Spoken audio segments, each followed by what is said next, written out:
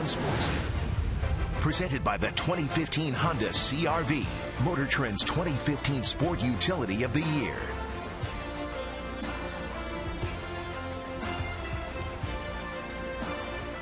Welcome to the Bronx in New York, and you can see the fans are bundled up. It is a cold night, 7 degrees here in Yankee Stadium, and John Gibbons Ball Club, after the day off, anxious to get things started again in Game 2. Blue Jays won 6-1 in the opener behind Drew Hutchison, who was outstanding in his first start. Let's take a look at the lineup now for the Blue Jays. Reyes, Martin, Batista, top of the order. Edwin, Encarnacion, and Batista, two of the most potent bats in baseball. 26 career home runs for Batista in this ballpark in 81 games. And Encarnacion, his last 18 games here in New York, 7 home runs, including a homer on Monday afternoon. The starting pitchers are brought to you by Scott's Weed Be Gone. This spring, knock weeds out of your park with Scott's Weed Be Gone. Kills weeds, not lawns. Blue Jays are going to be challenged tonight because they are going up against Michael Pineda, 6'7", 260 pounds, and he throws downhill. You can see his record last year, 5-5 with an excellent 189 earned run average. That was just in 13 outings because he missed nearly 4 months with a shoulder injury. But when he is on, he's one of baseball's best pitchers when he is on the mound. He had a great spring for the New York Yankees. 2-0 with a 142 earned run average. He's on his game. He made 5 starts in spring training. First pitch of the ball game is in there for a strike, and we are underway. Jose Reyes went 0 for 3 in the game, but he might have had the most important at bat in that game on Monday afternoon. He dropped down a sacrifice bunt in that 5-run third inning. I went up and talked to him today to ask him how his ankle is, and he says he stretched his Achilles just a little bit when he hit the bag on that bunt. He also collided with Stephen Drew, the second baseman, but he said stepping on that bag awkwardly hurt his ankle momentarily, but he said he's fine. Reyes just 1 for 3 against Pineda. And I said on Monday, I think Reyes is primed for a big season. Of course, the last 2 years, he was injured in both Aprils 2013, 2014. When he was in there, he was pretty good. 30 stolen bases last year, and he missed a month. There's the first strikeout of the ball game. That ball moved down and away from Reyes. Well, he's got one of the best changeups in baseball, and you'll notice that it's hard. It's almost like a splitter. Talking to some of the Blue Jays, they were thinking that it was a splitter, but it's got split action on it. It's a changeup. And I no doubt think he learned from Felix Hernandez out in Seattle. They were both teammates, and of course Felix Hernandez, the Cy Young Award winner, one of the best in baseball. This is Russell Martin. Watch how Pineda gets it. It's a 3-finger change right there. You see him roll it right off that little pinky, and it dives down. That one was 90 miles an hour. It acts like a splitter, but it's a changeup. Martin fouls it back out of play. Russell Martin, his first hit in the Blue Jays uniform was a 2-run single in the third inning. Didn't have a great spring, but I think his focus was clearly on his pitchers. More concerned about getting to know his pitching staff than he was about refining his stroke. Gibby was talking about him today, that he is a leader. He's quick behind the plate. He's a mobile catcher, and defense comes first with Russell Martin. That slider missed outside. It's 2-1. Russell Martin may be the best athlete behind the plate in all of baseball. He is quick. He's athletic. A former infielder. This is popped up behind home. McCann back near the screen. It'll be out of play about 4 rows back. Gary Tuck, the longtime coach here for the Yankees, he is a catching guru. He had Joe Girardi and Jorge Posada when he was here in his first tenure. He's the catching coach, and he says Russell Martin is a terrific athlete behind the plate. He can do so many things to help you. Of course, Joe Girardi and Tony Pena were 2 great catchers in their own right in their playing days. They really recognize the value of Martin. I think you have to have quick feet. I think if you're going to be a good catcher, to be able to slide to different positions. Lined right to Headley at third. get you into position to throw the ball, and Russell Martin can certainly do that. Take a look at the defense behind Pineda. In the outfield, it's Gardner, Gold Glover, Ellsbury in center, and Carlos Beltran in right. Chase Headley, he's got a Gold Glove at third base, and then Gregorius and Drew up the middle. Mark Teixeira, 5 Gold Gloves to his resume, and behind the plate, the veteran Brian McCann will flash the signs for Pineda. And I think Brian McCann has the toughest job tonight of any of the Yankee defenders trying to catch Michael Pineda. It's cold, it's raining, his ball moves all over the place. He does a good job behind the plate. This is second season with New York, came as a free agent. Batista pops this one up again back toward the screen, almost in the same spot as that previous one. Batista 2 for 14 with a homer against the Yankees' big right-hander Pineda. Another great season a year ago, 35 homers for the Blue Jays right fielder. How about that on base percentage? Look at that, 403 for Bautista. He takes what that pitcher gives you. It's interesting, as hard as Pineda throws with Bautista at the plate, the Yankees still play 3 defenders on the left side of the infield. You would think, given the velocity he throws up there, that they might guard that hole on the right side. Not the case. Well, especially with 2 strikes. We've seen Jose go the other way when he falls behind.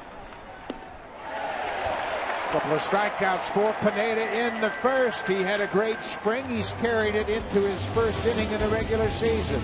R.A. Dickey will take the mound when we come back to New York.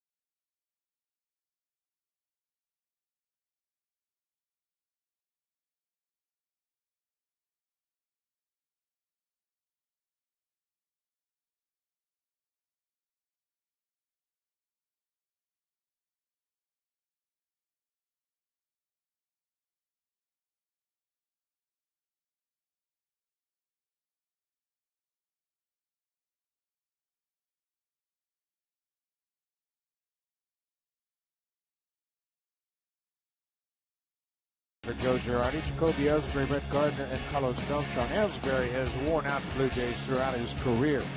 313 with 26 stolen bases. He's a great table setter in this lineup. And then down in the 7th spot, the DH, Alex Rodriguez. He is the career active leader in home runs against the Blue Jays with 56. Of course, he missed all of last year with the suspension. He had a base hit in the opener on Monday. Along with a walk, R.A. Dickey starts his 3rd season with the Blue Jays. There are his numbers.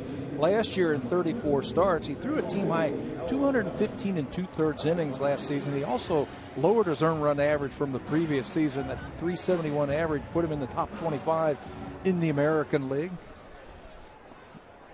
Defensively, Dickey really likes the way this ball club has played defense all spring long. He said, we got a much better defensive ball club now. It's Pilar, Pompey, and Batista in the outfield. Josh Donaldson at third base. Reyes and Travis up the middle. Smoke can really pick it over at first, and the catcher is Russell Martin teaming up with R.A. Dickey. This will be Martin's first game with Dickey in a regular season game. And over at first base, Justin Smoke gets the start. John Gibbons was saying he wants to get everybody in there, and Smoke gets the start tonight. Edwin Encarnacion DH, and Smoke 2 errors last season. Over the last 2 years, 204 games. Justin's only committed 7 errors. He can really pick it. Of course, we're going to watch Russell Martin as he works with Dickey here tonight, and Russell caught him all spring long, and he decided this is the best approach. Just stay as relaxed as possible. He has set his glove on the ground. He turns his body and gets an angle on that pitch, and he's really worked at trying to refine his ability to catch this knuckler. Yeah, no doubt learning that from Josh Tolley. Josh, you would see him, he would sit side saddle when he is behind the plate, turn that body just a little bit and really keep that arm, that glove sidearm nice and loose and relaxed. Another knuckleball on the 3-1 count. It's fouled up. Ellsbury, a year ago, 271 average. He is a terrific lineup leadoff man. He had 39 steals in 44 attempts.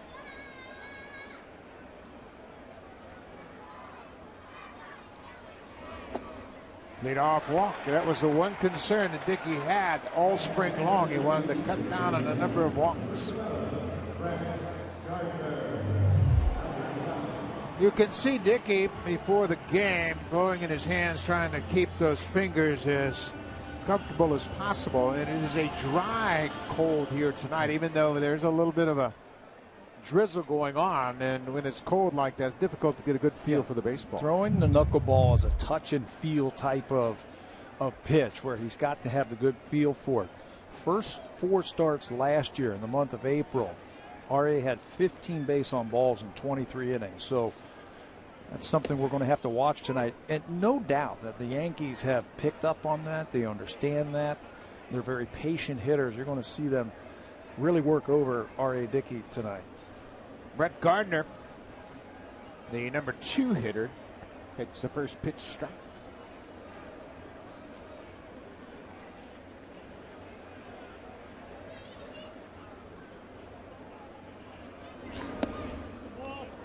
Ellsbury thought about it and stayed put as Martin got on it quickly.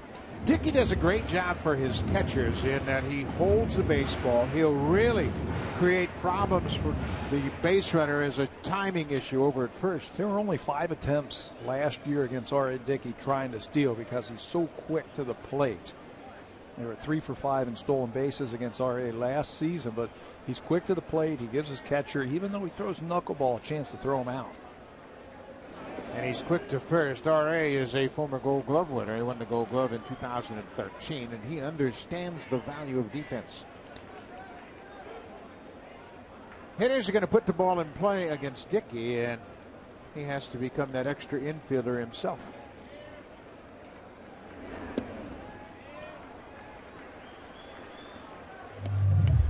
He's getting some movement. You can see him trying to track that. It's there, and then it's right off the thumb. He's using that exaggerated catcher's glove, if you will. It's almost like a big first baseman's glove.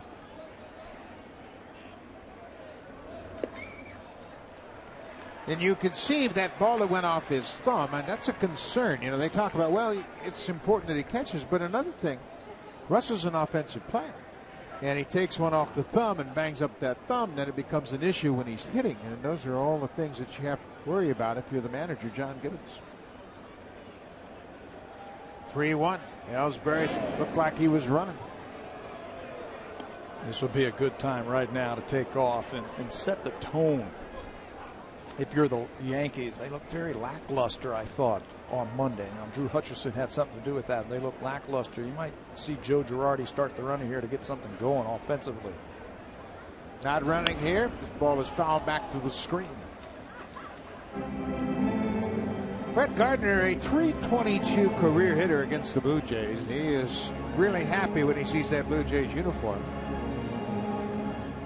Rob Thompson is now the bench coach. He's on Girardi's right. He was formerly the third base coach. He's from Sarnia. Guy that has been in this organization over 25 years.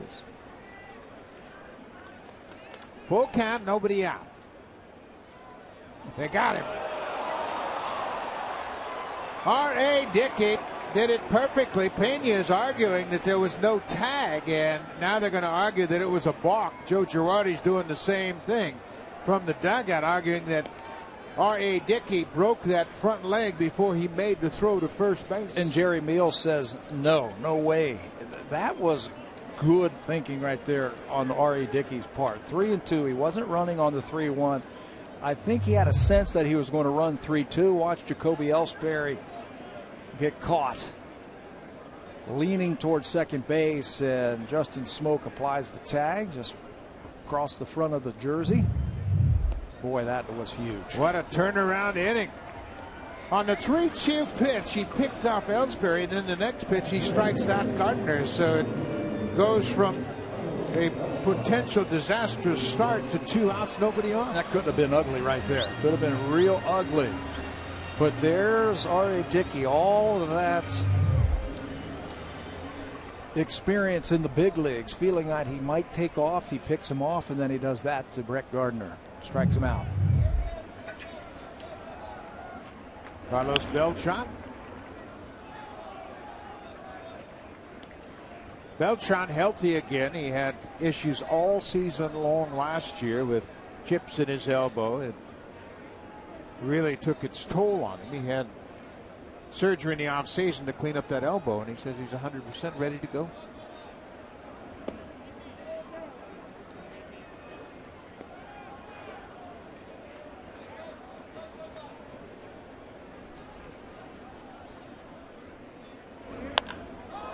High fly ball. Bautista has a beat on it. He waits, and R.A. Dickey is out of the first. Both starters off to a good game tonight. When we come back, Edwin Encarnacion will start things off on Monday. He went deep, home run number 1 for Double E.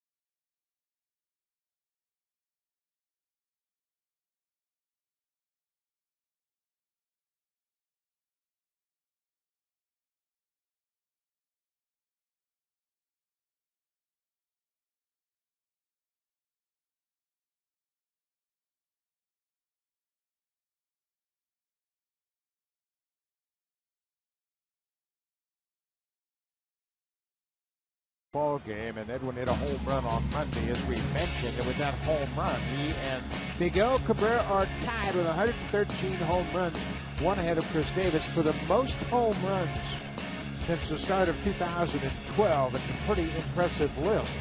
Stanton of the Marlins and the retired Adam Dunn. Those were some power hitters right there. Edwin has averaged about 140 games played over the last 3 seasons, so he's durable. He's out there. He's also averaged over 900 as on-base plus slugging. So he's not just a guy who swings like Adam Dunn for the fences every single time. He's got a plan when he's in the batter's box. That's a broken bat. That's the second baseman, Stephen Drew. Bounces it, but it's scooped by Teixeira over at first. Drew, very used to that ground ball. He played shortstop most of his career until he came here to New York. He is now their second baseman. It was raining very briefly before tonight's game, so you got to figure the infield grass is a little moist. So any ball on the ground could be an adventure on the throw over to first base. Josh Donaldson looking for his first hit of the season. He went 0 for 4 in the opener.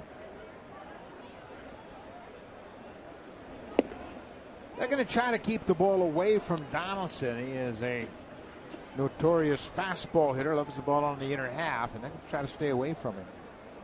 29 homers a year ago for Oakland.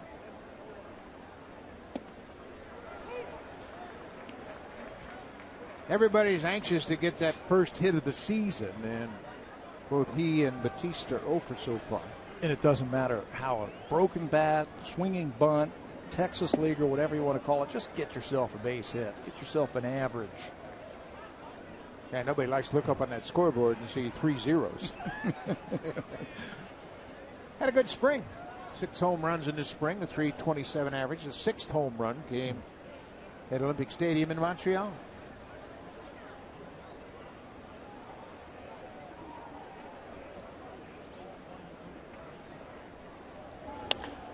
That's off the end of the bat into shallow center. Stephen Drew backing up, getting out in the outfield, and makes the catch. 2 down. Let's take a look at the scouting report for Michael Pineda. Basically, he throws 3 pitches: fastball, slider, changeup. But note the miles per hour on his changeup, 87.7, which is actually higher than his slider at about 84 miles per hour. And that's why that changeup acts like a splitter. It goes down. It's a hard two-seamer. Fastball is about 92 miles an hour with a natural cutting action on it, so he can make the ball go both ways. He can make it go left and make it go right, making him very tough. Pineda is just 26 years old. He came to the Yankees in a trade with the Seattle Mariners, and they waited on him. He had a bad shoulder. It took him a while to get healthy, but he looks healthy now. This is Dalton Pompey, who swings right to it. It's a ball and a strike to the Blue Jays center fielder. And I think without a doubt, Michael Pineda is their best starter.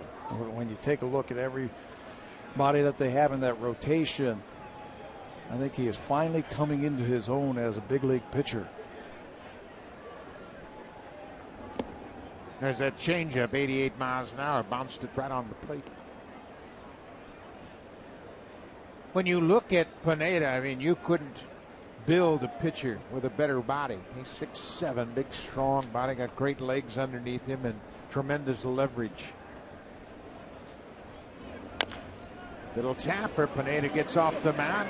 Underhands in time to Teixeira. Another quick inning. Pineda perfect through 2 innings. He's off to a good start. This his first start of the 2015 season.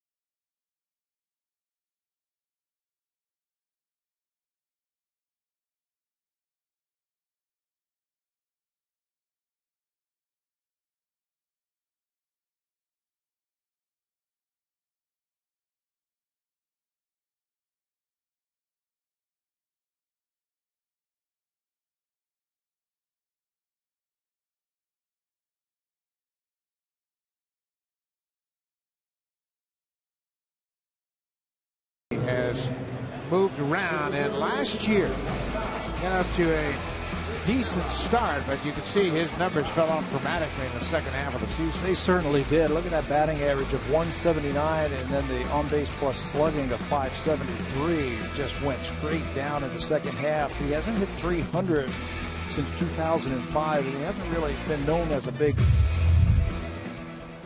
always been known as a big power guy, not a big batting average guy.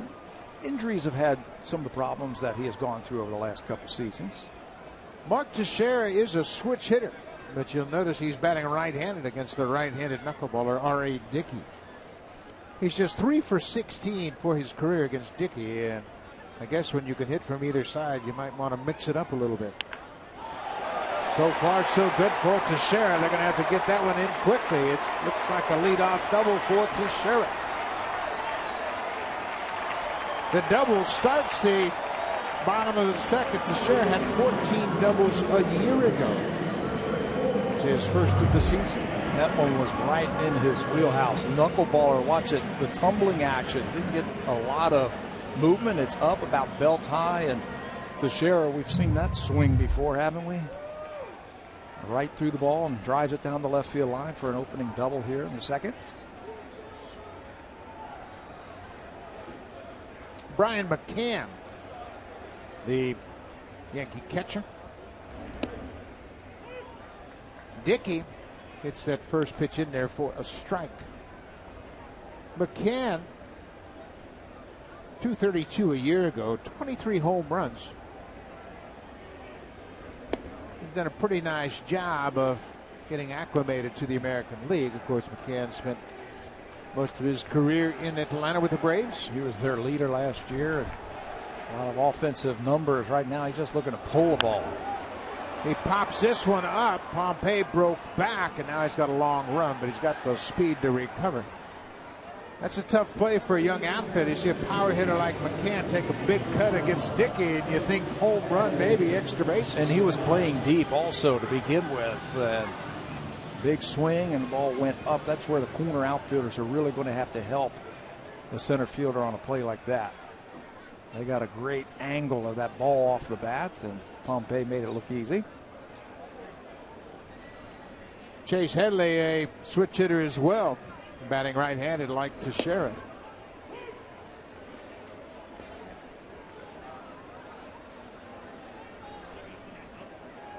Numbers with the Padres and the Yankees a year ago. His power was down a bit last season. He hits this ball right to the second baseman. Devin Travis has it.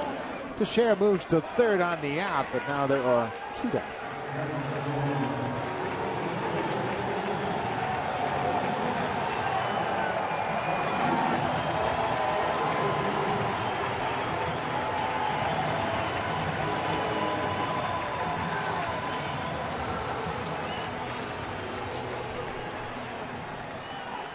Alex Rodriguez still gets the support of the hometown fans here at Yankee Stadium.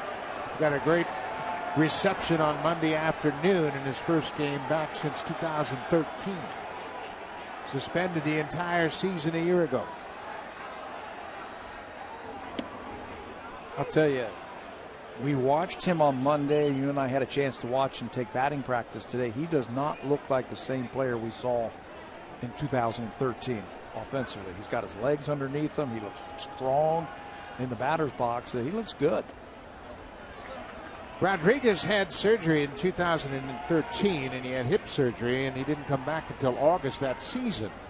And he just wasn't right. No, he was just swinging with his arms. When you watch him now, he gets everything into it. He's got his lower half back. Dickeys ahead 1-2. Rodriguez had a single in the opener on Monday. That's 10 straight opening days he has delivered a hit. He's just one of those guys that have a flair for the dramatic. When the spotlight's on, he's generally at his best.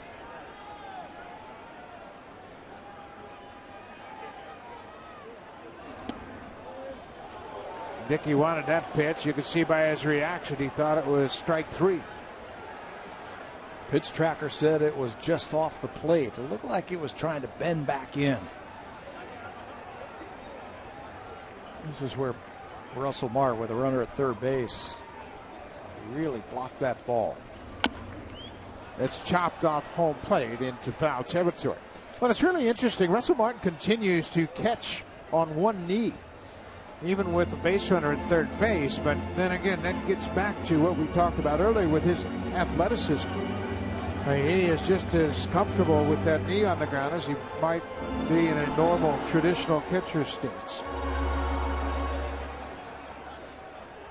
But he's all about refining his ability to catch this knuckleball.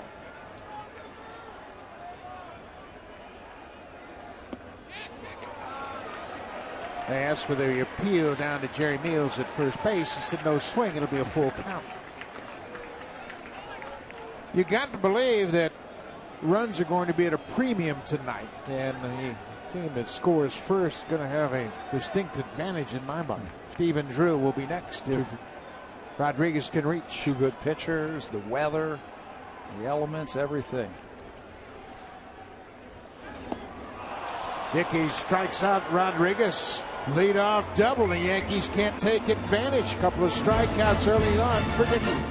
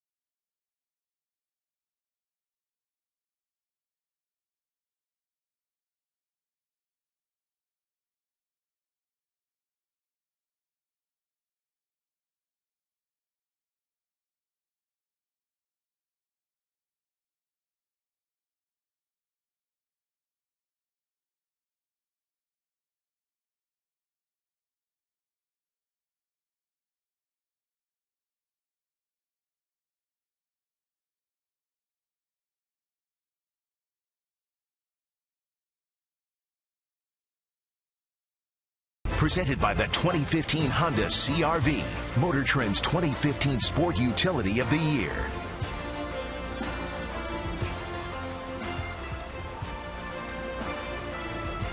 Nothing like the Big Apple. That is Times Square, and that's where they dropped the ball from on New Year's Eve.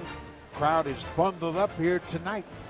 And there are a lot of families of the Blue Jays players here in New York to take advantage of this opening series against the Yankees. We have seen here in Sanchez's parents, they have been here. Devin Travis' family still here. Drew Hutchison's family was here for his start.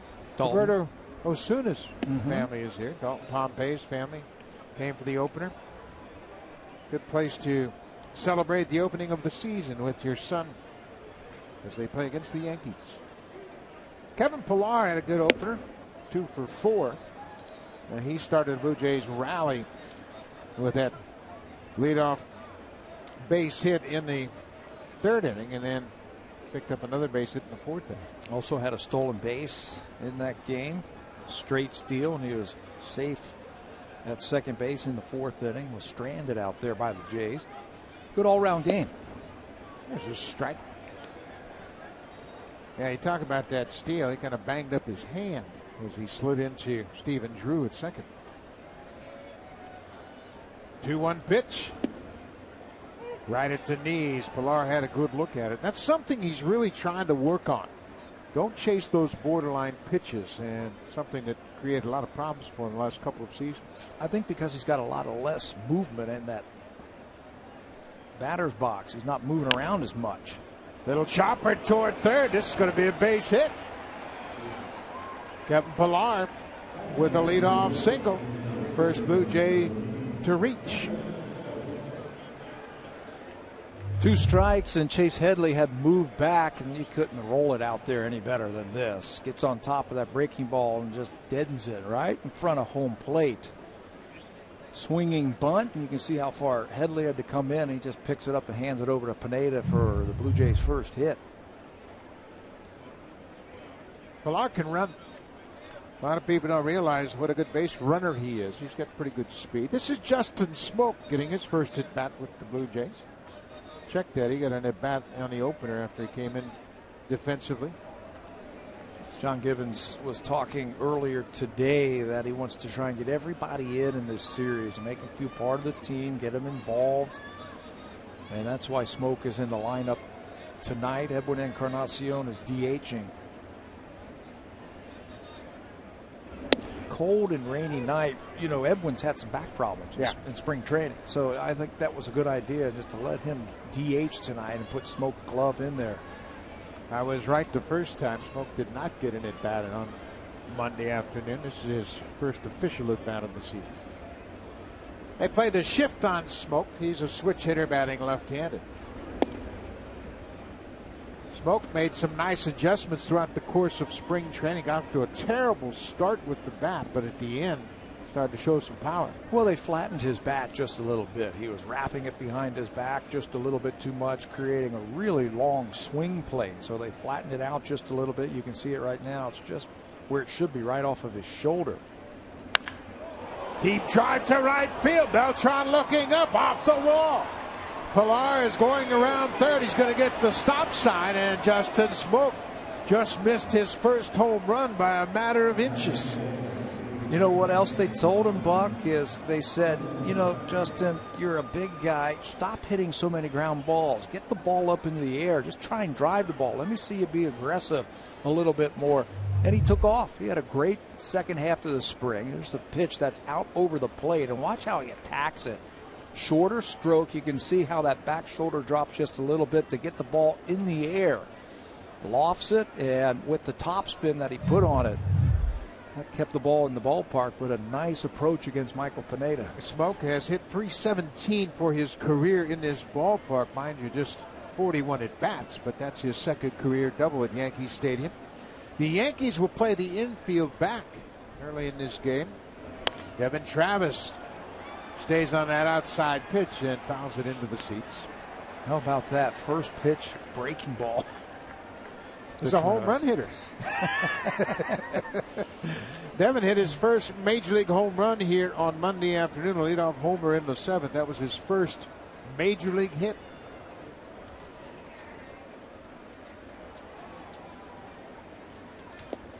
Ball in the dirt, smothered by McCann.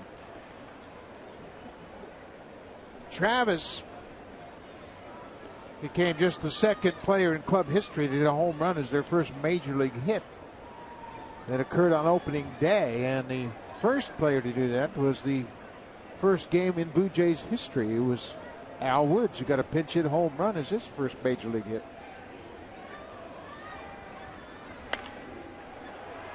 Boy, I tell you what, this young man has a nice approach at the plate. Yeah, just like Kevin Pillar, not a lot of movement at the plate. He's got a short swing. One of the things I think he should be thinking about right now, Pineda needs a strikeout. So he's going to reach back for a little something extra, maybe try and snap off a breaking ball here or throw that changeup. So be defensive, track the ball as long as possible, and even shorten the swing more. There it is.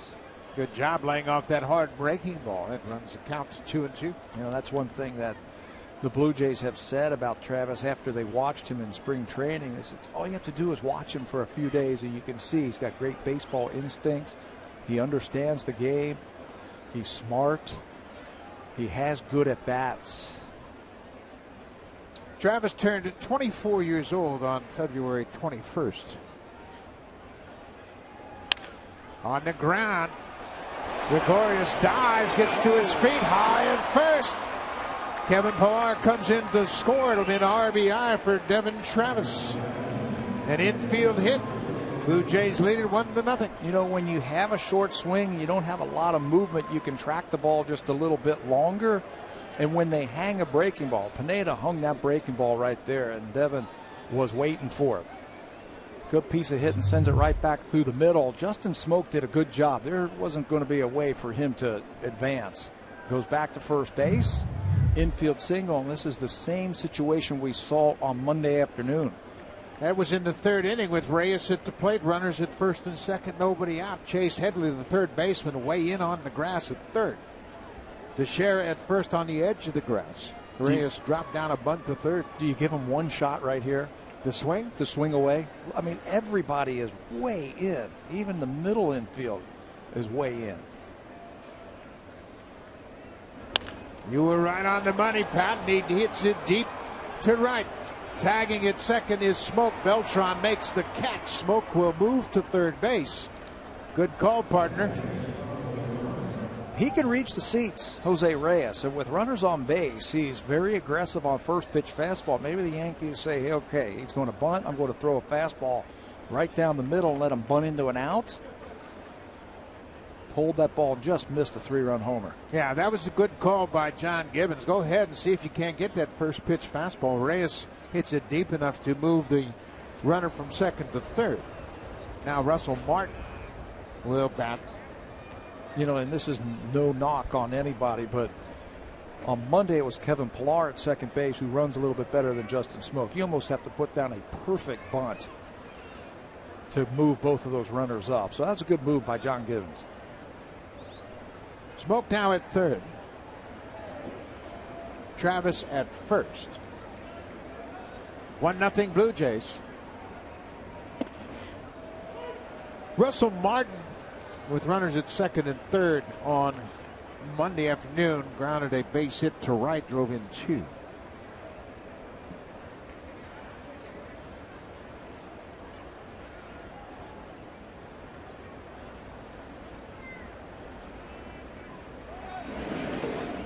Devin Travis is not really a base stealing threat. Certainly at this part of the batting order, I don't expect him to run here.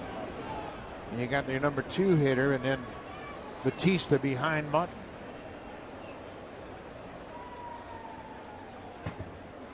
Maybe not a straight steal. At some point, if it's 3-1, they might start the runner, just to get the infield moving around just a little bit. Russell Martin can handle the bat. That's exactly what he needs to do now. And it's more difficult for the defense to turn a double play on the right side of the infield than it is on the left side of the infield.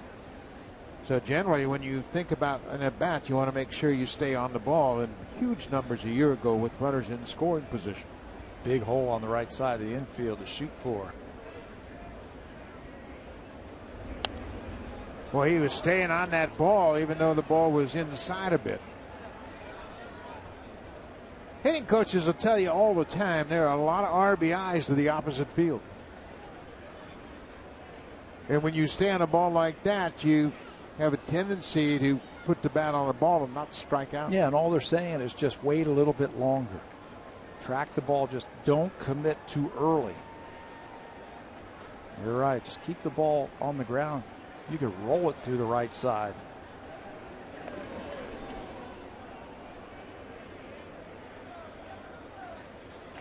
That 360 average with runners in scoring position for Martin was third in the National League a year ago.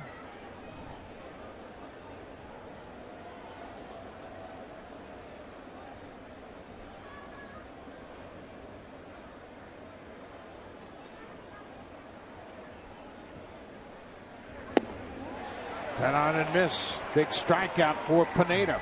His third so far in this game. Another changeup.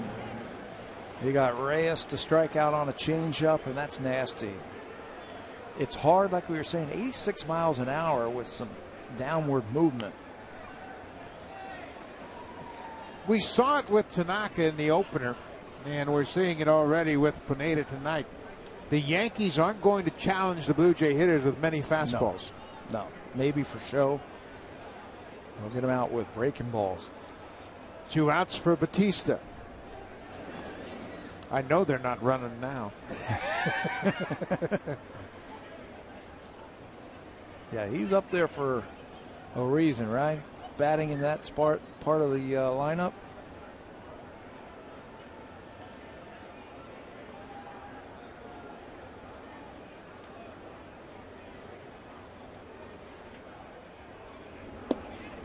Inside breaking ball catches the corner.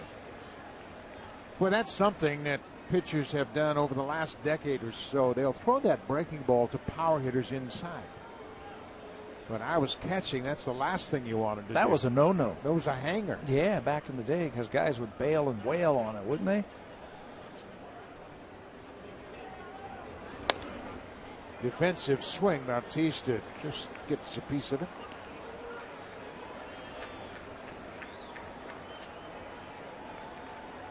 Jose with 35 homers a year ago. He drove in 101. Now he's got a battle. He's behind 0-2. Blue Jays lead it 1-0.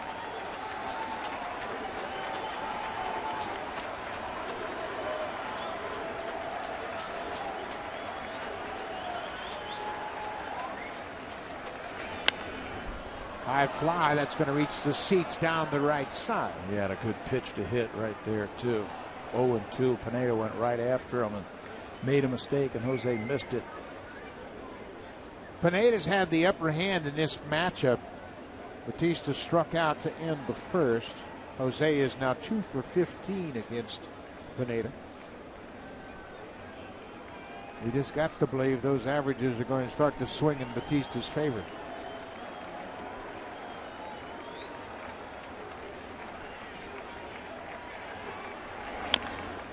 He's battling. Big runs on base. We mentioned you got the feeling it's going to be difficult to score tonight. The conditions and the pitchers you have to face. It was 7 degrees at the start of this game. You have to take advantage of these scoring opportunities. They've got one in. Sure would be nice to get a couple more.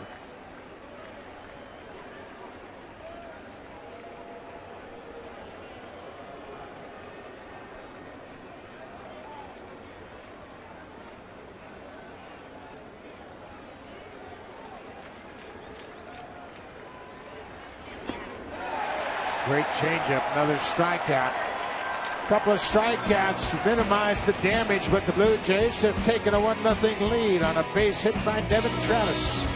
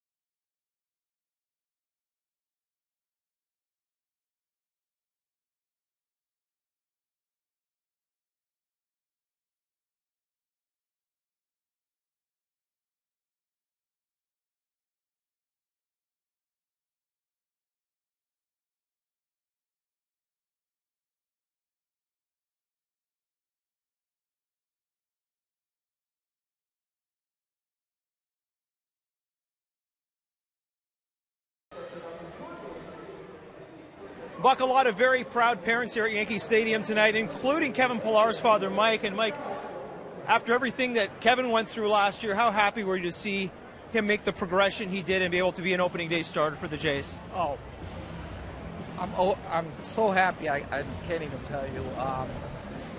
In the winter, we discussed, his training program, what he was going to do to prepare for the season. And, I had said, if you make the team coming out of camp, and Kevin said, wait a sec, not if, I am making the team out of camp. So he had the right mindset in the offseason, and it paid off. He worked hard and made his team. But, as happy as you are, there's so much pressure until you get a contract. You're playing for a job every day, so you really can't relax. I get anxiety before the games, and but overall, God, you're blessed just to have the opportunity. He told me he learned a lot last year. There was the moment he had with John Gibbons that he said was really, the crossroads for his career. How proud of you are of him, of the way that he handled that situation afterwards and really grew from it? Well, very proud. I happened to be in Toronto and at the game when that happened, and it was devastating that night. He literally thought his career was over. He couldn't have felt any worse. And that drive back to Buffalo was probably the longest drive I've ever had. But, after a couple of days went by and he called me on the phone and he said, you know what, I'm not going to worry about it. I'm just going to play every day, and whatever happens, happens. And, as you saw his results in AAA those next couple of months, he really lit it up. And so, I'm proud of him for that. Listen, I know it's cold tonight, but when you're watching your son, it's always warm. Thank you so much for joining us. Oh, thank you very much, too. All right, there is Mike Pillar. I'll send it back to you, Buck. Thank you, Barry. And boy, what a statement right there. That ride back to Buffalo was the longest of my life. And you can appreciate it. Both you and I had sons that played sports, and we understand when your son is hurting because of his sports, I mean, it really hits home. And that was a terrific conversation that Barry had with Mike Pilar. It hurts you. Yeah. And I can relate to Mike Pilar, Mr. Pilar, having anxiety when you watch your son play because it's very difficult. You want the best for him, and you know what they need to do, and you're pulling for him, and all you have to do is sit there. You can't do anything about it. Yeah, and because you and I both played, we understand the pressures these kids are under, and then you go out there and you want to help them get through tough situations, but you just have to sit on your hands. But it's been a great series for the parents to come here and share these games with their boys, and I tell you, that was a heck of an interview. I really enjoyed that. But it just shows, not only are these guys battling for themselves, but they're battling for their whole families. This is Didi Gregorius, who fouls it into the second deck, and it's a 2-2 count. R.A. Dickey with a 1-0 lead. He'd love to get off to a great start. He has made 12 starts in April with the Blue Jays. Has gone 5-4 in the first month of the season. He'd like to improve upon those numbers. With an ERA that is high, and some of the problem is and has been walks. He's had games where he's had 6 walks and 5 walks, 7 walks in the month of April. The weather obviously has something to do with that. Strikes out Gregorius, 2 down.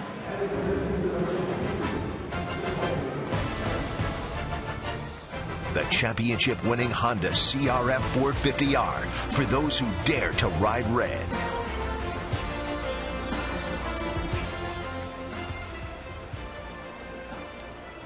Two outs, back to the top of the order. Jacoby Ellsbury walked in his first at bat. He was picked off first base by R.A. Dickey. I think, Buck, we saw on that last pitch to Gregorius something that R.A. Dickey said he's going to try to do this year is don't air it out with 2 strikes. That knuckleball, take a little something off and change speeds with it. He struck him out with a 70-mile-an-hour knuckleball. When he first came over here, everybody raved about how hard his knuckleball was, and I think he got caught up in that, thinking, yeah, I'm going to show you, and it just didn't work for him. But he's made a great adjustment so far. We saw it back in the spring. The ERA for the month of April for Dickey last year was 4.30. That's the worst ERA in any month of the season. So he'd love to get off to a good start. There's a good knuckleball, 73 miles an hour, right in the zone. I think he is at his best when he is changing speeds on that knuckleball, throwing the hard one. We've seen it even like 65 miles an hour. It just gives the batter something different to look at. There were times when he would reach back and throw that knuckleball 80 miles an hour or so, 78, 80 miles an hour, and he would throw through the break, meaning he wouldn't get any movement on it. He walks Ellsbury for a second time. One thing about Dickey is he gives you a lot of innings. Another 200-inning season a year ago. But what you might not know is he's tough to hit against. How about that? Of the Blue Jay starters last year, the opponent's batting average, R.A. Dickey's .233 average, was the best on the ball club. He'll give you plenty of innings. He'll battle you all the way to the end. Jacoby Ellsbury at first. Brett Gardner struck out in his first at bat. Well, the walks are a concern because Dickey gives up home runs. And if you cut down the walks, and those home runs are still going to be there because of the knuckleball. But if you cut down the walks, chances are you're going to give up more solo home runs, which is a good thing. How do you think Russell Martin looks so far catching this knuckleball tonight? No problem to me. I mean, he's an athlete. You mentioned that in the first inning. He's got good hands. He's good behind the plate. I don't care if it's a knuckleball pitcher or not. This guy can catch. We'll watch his setup now with a runner at first base. Yeah, he's still down on his knee, so I'm surprised Ellsbury hasn't tried to steal. Well, and this was something that really created a lot of talk in spring training the first time Russell did this with a runner at first base. I had all kinds of people come over to me and said, "You ever seen that before?" I said, "Yeah, Russell can get up from one knee. He's quick enough to do it." Back-to-back walks with 2 outs. Certainly not what Dickey had on his mind. That's 3 walks so far in this game. And the Yankees are threatening with 2 outs here in the 3rd. They'll be patient. The veteran hitters, they know how to hit. They're going to make them throw strikes. Now let's see if he changes a little bit. Maybe take something off that knuckleball. Beltran just got underneath the ball in his first at bat. He hit a sky-high fly ball to right. And Dickey delivers a strike.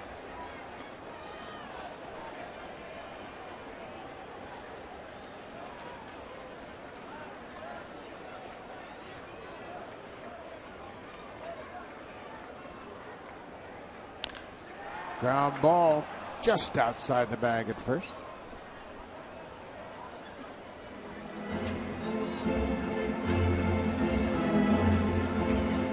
Dickey and Beltran were teammates with the Mets in 2011.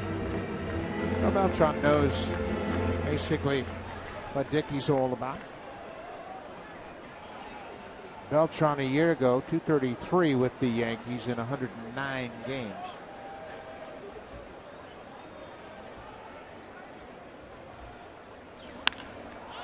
There's a high fly ball, shallow left field.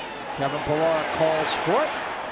And the Yankees get a couple of 2-out walks, but can't cash them in. We head to the 4th. Blue Jays and R.A. Dickey with a 1-0 lead.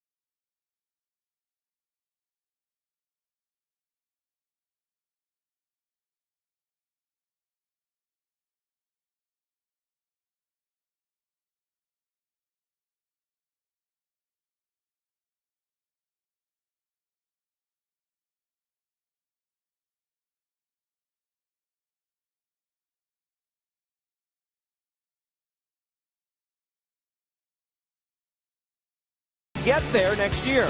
Just purchase a bag of Old Dutch potato chips and then enter your eligible UPC code at bluejays.com/Old Dutch contest. One lucky fan will win a trip to 2016 Blue Jays spring training in Dunedin, Florida. Prize includes tickets, airfare, and hotel.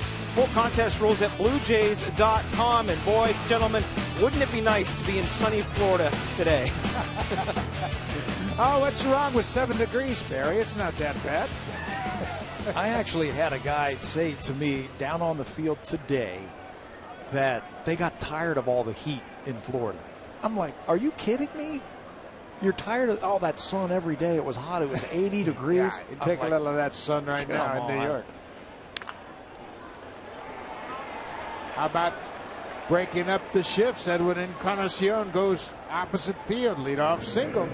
I tell you what, I believe you're going to see more and more of this around baseball.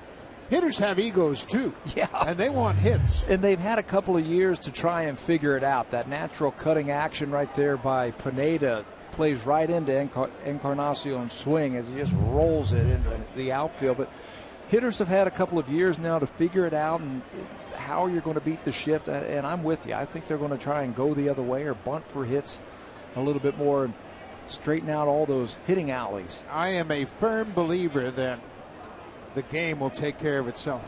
The players will make adjustments. This is Josh Donaldson. Donaldson popped out to second baseman in the second. Stephen Drew basically straight away with Donaldson, who is a notorious pull hitter.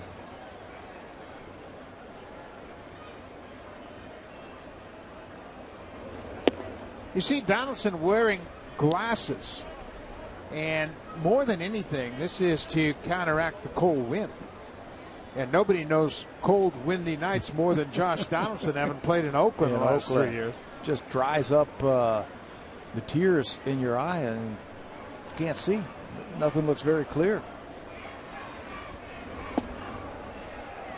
Little yellow tint as well, and that'll help.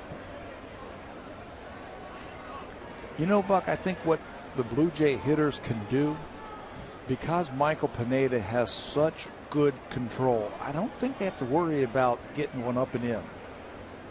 He only walked one batter all spring. He is around the plate. He's a big man who throws hard, but he's got great control. And what's really interesting, he's didn't hit a batter in any of his 13 starts a year ago.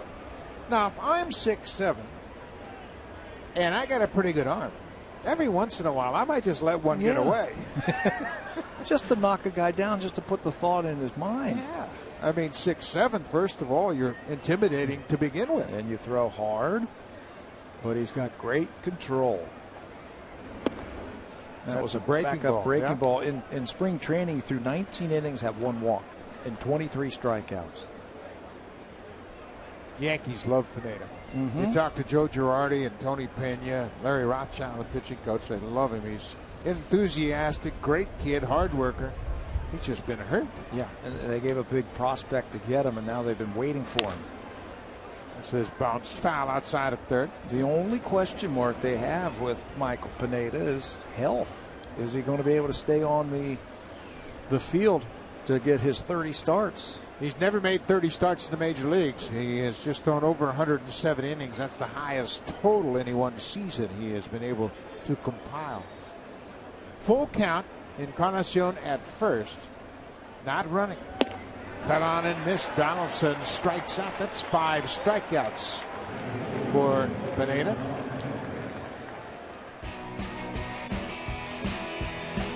Make a grand entrance during the DIY Expert Sale. Only at Home Building Center and Home Hardware Building Center. Homeowners helping homeowners with expert advice.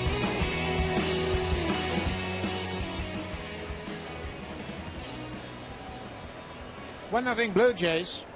Edwin Encarnacion with the leadoff single. Is at first base. This is Dalton Pompey. There's a high fly ball, and that's going to be well inside the park.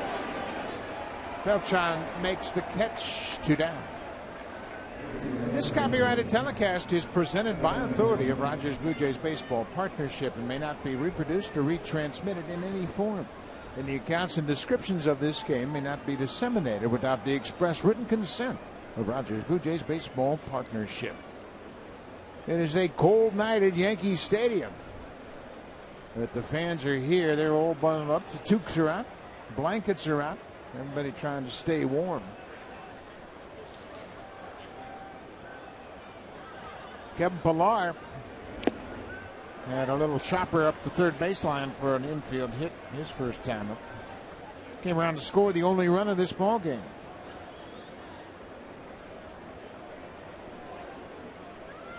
Barry Davis interviewed Kevin's father last inning. Talked about Kevin's work throughout the minor leagues and his career to this point.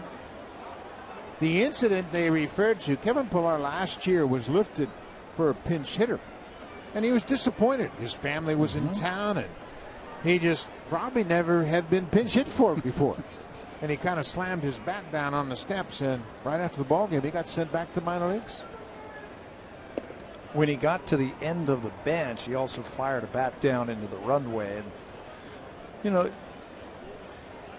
I like the enthusiasm of not wanting to get pinch hit. I remember, I can't recall the reliever who came in, but it was the right move to pinch hit. Oh, no question about it. It was a big right-handed closer. It was the percentage move. Yeah, and the manager is paid to manage, and the player is paid to play, so you do what the manager says. Got the best of him, and he got sent down, but to his credit, he went down there and he played hard, and when there was another opportunity, he came up and he helped out, and he's going to have a solid season, I think. And John Gibbons and Kevin Pillar talked it out. And Gibbons said, hey, it's a thing of the past. And Kevin made this team. He played great all spring long. It's a high fly ball. Shallow left field. Gregorius, the shortstop, now coming back in. The wind is blowing hard in from left field. Pillar pops on, leadoff single. Trying to show him left to first. Pineda down by 1.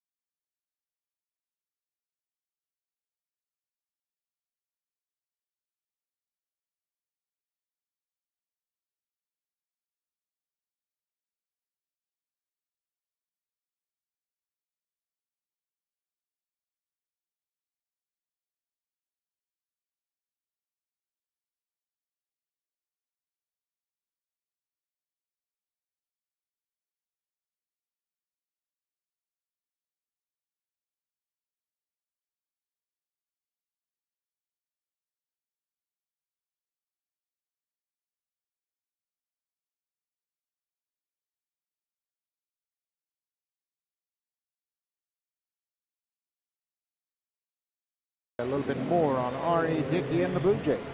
Well, Buck, I had a chance to talk to Daniel Norris today, who will make his first Major League start tomorrow, and he tells me that one of his fondest moments of spring training involves, who bet, R.A. Dickey. And it all happened one day when the main team was out playing at another facility, and they were staying back. And after their workout, R.A. Dickey said to Daniel, I want to see your van. So they took a walk towards the van. When they got there, Dickey had the keys. He jumped in the van, drove the van right into center field of one of the practice fields. And Daniel Norris thought it was one of the funniest things. And he said that I've always wanted to approach R.A., but I wasn't sure how that was going to work. He's an elder guy on the team, a 40-year-old, and I'm just a kid making my start. And he said that being able to open up and see R.A. laugh and joke around with him was just what he needed to feel comfortable and feel like he was a part of this clubhouse. And guys, it's just another sign of how close-knit this team is, and from what we've seen throughout spring training and here already in the first couple of games of the season. Barry, that's a great call, and I think R.A. Dickey did a good job to let the rookies know, hey, you're part of this team too. I don't care if there's such a big difference in experience. This ball is going to stay in the ballpark. Pompey calls for it. The center fielder makes the catch. But you're right.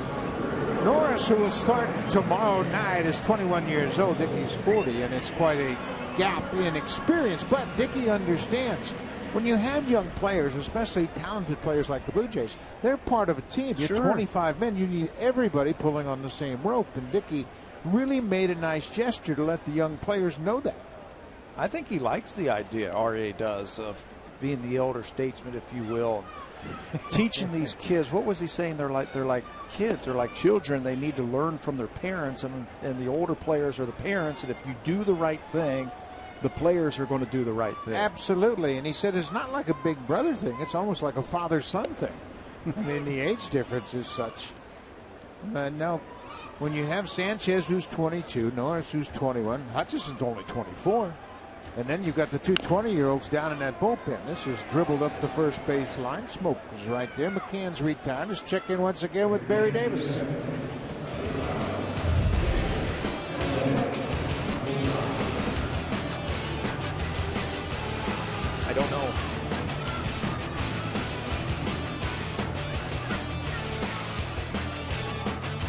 Feel-good factor off the charts for the Blue Jays. That's Sportsnet.ca, and check it all out. Story about the chemistry of this ball club. And Pat, we have seen it all spring long, and it's really there. You can feel it. It's a totally different atmosphere around this ball club. And you and I get a chance to travel with the team, and we're behind the scenes with them on the bus and on the planes and everything like that. And we see it and we feel it. We know what chemistry is about and what a family atmosphere is all about on teams. And the Blue Jays have that this year. Well, they sure do, and it doesn't make any difference if you're a rookie. And Mark Burley and Dickey both have been terrific in making these kids realize that this is all about a team. Donaldson gathers himself. Quick inning for R.A. Dickey. The Yankees go quietly in the fourth. We'll move to the fifth. It's 1-0. Now it's time for a Blue Jays Central Update. Here's Jamie Campbell and Greg Zahn.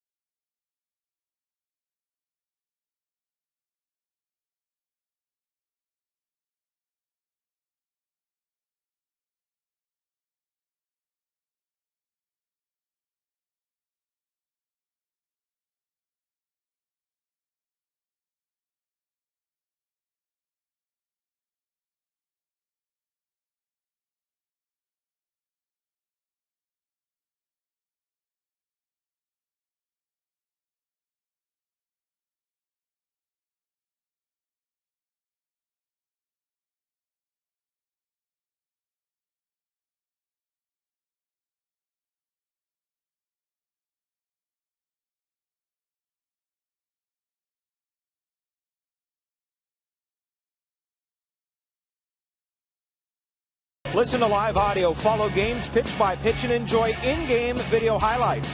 The app is available on the iPhone, iPad, iPod Touch, Android, and BlackBerry. Season-long subscription packages are available. Visit BlueJays.com for more details. And it even works out here in the cold, Buck. Well, it's getting a good test if that's the case, because it is cold. Lots of fans bundled up. They look like they're at a football game, not a baseball game, but that's what you get in April in New York. And it's supposed to be about the same tomorrow, but you know what? Blue Jays will take it, whatever it takes to get it done. Justin Smoak doubled in his first official at bat of the season. That came just shy of going out of the ballpark in right field in the third. Smoak in the 8th spot tonight. I think this is going to be a real good spot for Justin Smoak. He was originally drafted by the Texas Rangers in the first round, was traded to Seattle. Hits this ball on the ground. Teixeira went after it, but he recovers and gets back to the bag in time as Smoak is retired for 3 on the put on. I think just playing in the American League East is going to be good for him, because there's better hitters ballparks in the American League East than there are in the West. The West, the only one I could think of is Texas. Yeah, Texas good hitters ballpark. Everywhere else, Seattle, Oakland, Anaheim, they're all big ballparks. And Justin Smoak, I think, is going to be a great addition to this ball club. Number 9 hitter is Devin Travis. He has the only RBI of this ball game. The RBI single came in the third.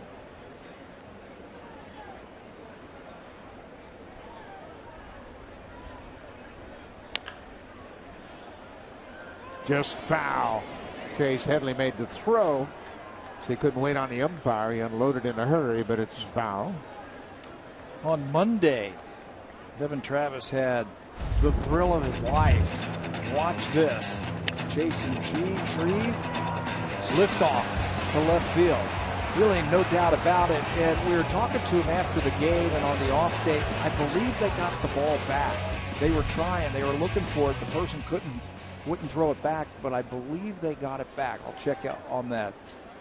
But that's always a thrill, too. You get your first Major League home run, then you get the ball and you can put it in your trophy case. Yeah, I think he did get the ball back. He mentioned he was going to give it to his mom and dad and allow them to take it home and put it in the trophy case. But his family was here, and his parents are still here, brother and sister here as well. So it's a family affair for the Blue Jays for sure. Off the end of the bat, sneaks through the left side. Another hit for Devin Travis. Travis has never played above Double-A until this season, but for his minor league career, he combined to hit .323 over the course of his minor league time. You never would know it if you watch him now that he hasn't played above Double-A. This one just out of the reach of D.D. Gregorius. Couple of hits tonight for Devin Travis, multi-hit game. He's been on base 5 times in his major league career. 5 of the 6 plate appearances he's been on base. Reyes fouls it into the glove of Brian McCann. It really looks like Jose is trying to hook the ball to right field.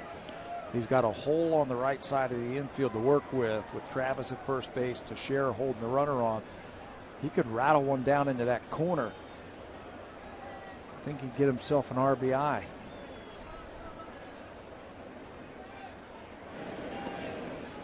They continue to worry about Travis at first base. But I think you're right. I think Travis is going to stay put right at first to keep Teixeira on the bag and open up that hole for Reyes. Give Jose a chance. If he can catch a breaking ball or one of those inside fastballs, try and pull it. Get the barrel of the bat out in front and pull it to right field.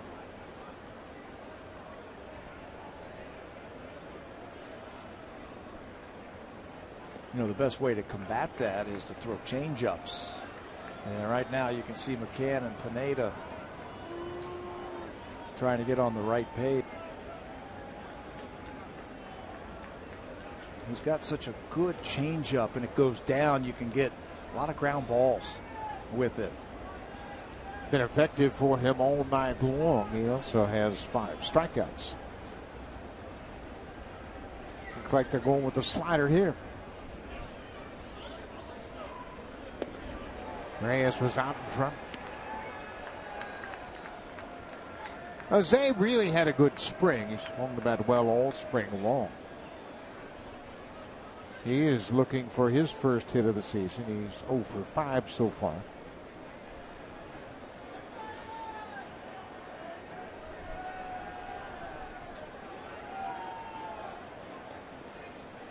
They think he's going. Yeah, they sure do. He was leaning on that one. It's an 0-2 count. I doubt if he's running on an 0-2 count.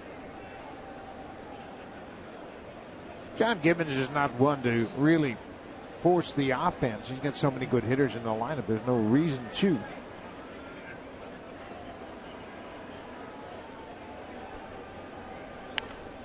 Reyes protects that outside corner.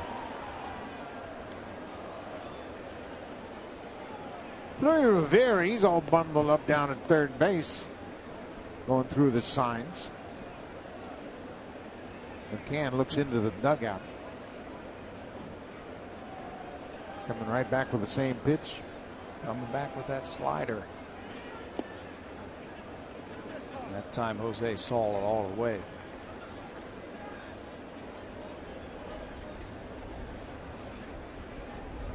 Tell you, they're making him work. He's thrown 71 pitches to this point. Some of that has to do with 5 strikeouts, but at the same time, the Blue Jays have shown some patience. He asked for the slider, and Pineda shook him off. Reyes gets a piece of that changeup. It's really interesting, and you know, Pineda's not a real flamethrower. He doesn't throw like Chapman in Cincinnati or Castro, but he's got a better fastball than he's given himself credit for. He did when we first saw him. Yeah, first time we saw him in Seattle, he was blowing. Woo. But he's really leaning on his changeup and slider. Another slider bounced off the glove of Teixeira. Travis is going to make the turn to third, and he slides in safely. Reyes will go to second. No throw. Devin Travis, aggressive on the bases, moves to third base. The ball went off Teixeira's glove. It should be a base hit for Reyes. Make it happen. John Gibbons was talking about Devin Travis to me the other day. Says he's got good baseball instincts. This is a hard play. You think the ball's going into right field, but it was actually cut off by Stephen Drew, the second baseman. And then it was going to be a bang-bang play. It had to be a perfect throw. His momentum is taking him away from third base. It's offline. And that allows him to get into just the third, and Reyes to go all the way into second base. You can see the Gold Glover Teixeira just off of his glove. He deflects it over to Drew. It is a base hit for Reyes. It's error on the second baseman on the throw that allowed Reyes to go from first to second. Still just one out. Russell Martin with a chance to add to the Blue Jays lead. The other day, first pitch fastball he got a 2-run single, and he got it again. Drives this ball to right. That's going to score a run. Beltran on the track makes the catch. Travis coming home. Reyes moves to third. Russell Martin does his job.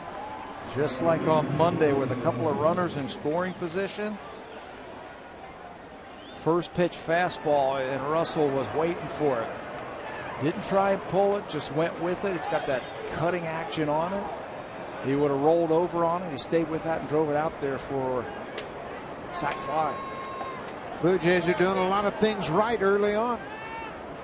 Bottom of the order is making a significant contribution. Boy, are they ever.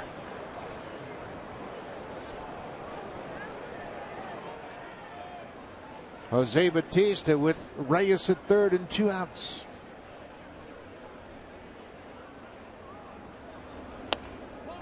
Tried to check his swing and fouls it into the seats. Right now, we've watched Jose. This is his third at bat tonight against Pineda, and he's in between. I'm not sure if he wants to swing or if he wants to take. Pineda's throwing something that he's not used to. Either he's looking for a breaking ball and getting the fastball, vice versa, but he's in between right now. Oh, he had a good rip at that one. He wasn't in between there. He got the fastball he was looking for.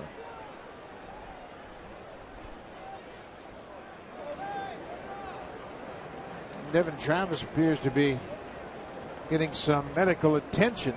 George Poulos has gone into his medical kit.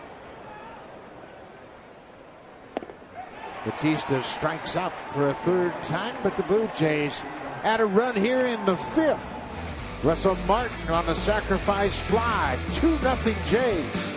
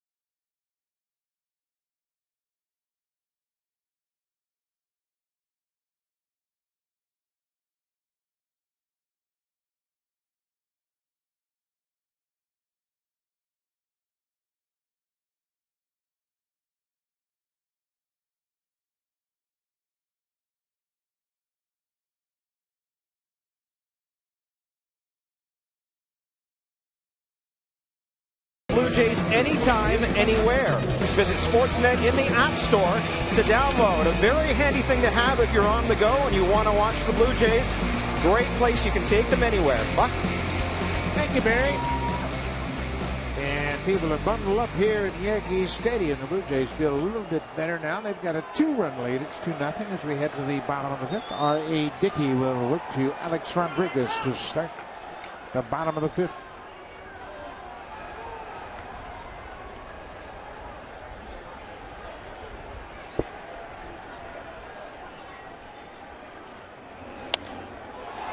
It's off the end of the bat. No problem for Batista in right. 1 down. It's 5 in a row that Dickey is set down there after a couple of walks with 2 outs in the third. He's a fly ball pitcher. And tonight, with the wind blowing in from left field, that's not a bad thing. No, it's not. This is a big yard. The wind is really kind of brisk in from left field. Anything in the air is going to be knocked down significantly. We've seen the ball blown back toward the infield anytime it's hit in the air like this one. This is going to come back toward the infield. Long run for Pilar, and that's a fair ball. Now they got to throw first base, and Justin Smoke just saved an error. We mentioned how that wind is really coming over the left field wall, and it knocked that ball all the way back toward the third baseman. They were playing him straight up, and Josh Donaldson went back thinking this ball was going to carry just a little bit more, but watch him. He's got to track it. He sees it. Watch where it ends up. Bounces fair just inside the foul line down the left field line. Actually overran it with that wind blowing it back. Yeah, that's a tough play. The ball goes up. You think it's going to be down the left field line. It blows back over your shoulder. Didi Gregorius, number 9 hitter.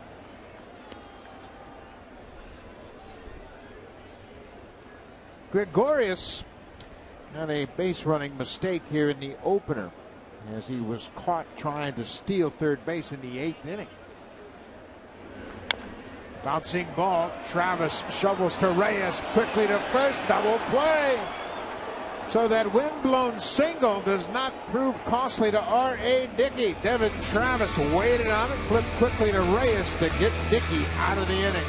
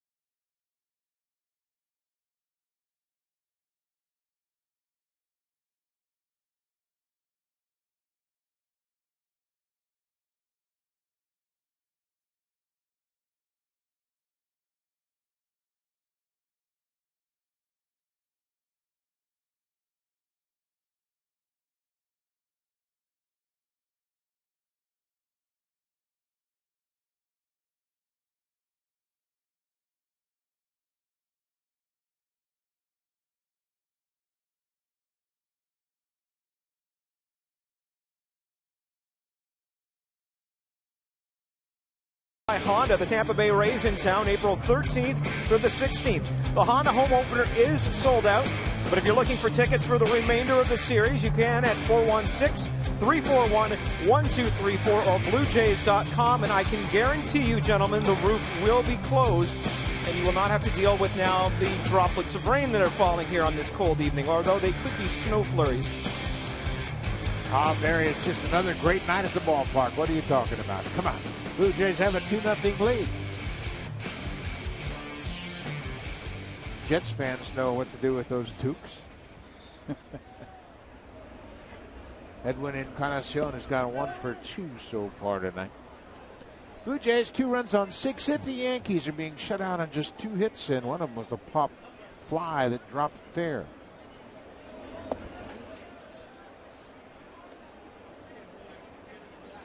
Blue Jay hitters have done a good job in this series of really taking those borderline pitches. That ball is hit a ton to left, but Ellsbury will get over in the alley in left center and make the catch, 1 down.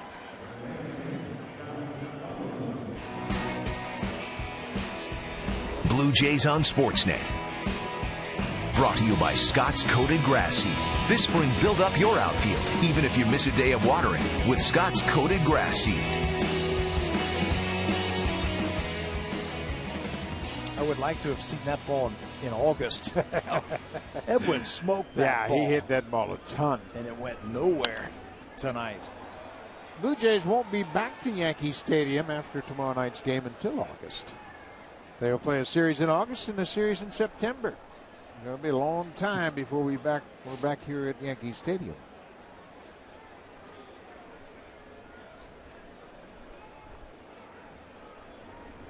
You know, you were talking about the Blue Jays doing a good job taking those borderline pitches. I thought they did a really good job adjusting to Tanaka the other day on Monday, first time through.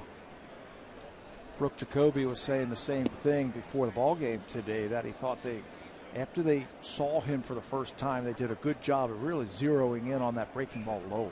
Tanaka retired the first 5 batters of the game before Deanna Navarro had an infield single. And then in the 3rd inning, that's when they put up 5 runs on 3 hits.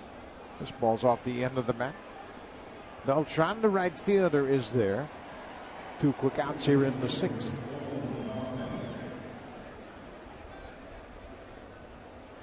The Yankee bullpen starting to work.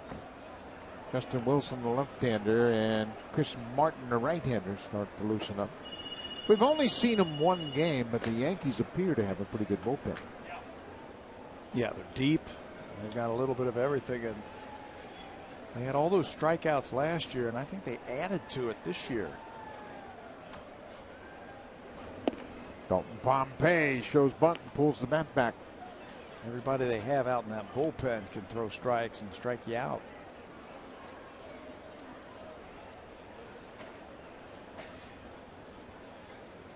Pompey 0 for 3 in the opener. He's 0 for 2 so far tonight. I think the one thing that Pompey is going to have to realize, he's going to get an extended opportunity to stay in this everyday lineup. I don't think he needs to worry about getting too many hits. Just play your good defense. Be patient at the plate. John Gibbons loves his defense and the fact he's a switch hitter. You know, if you can play the defense and do all the little things, you're right. You're going to play, and you're going to play a lot. You don't have to hit 330. You don't have to steal 40. Just go out there and play the game the right way.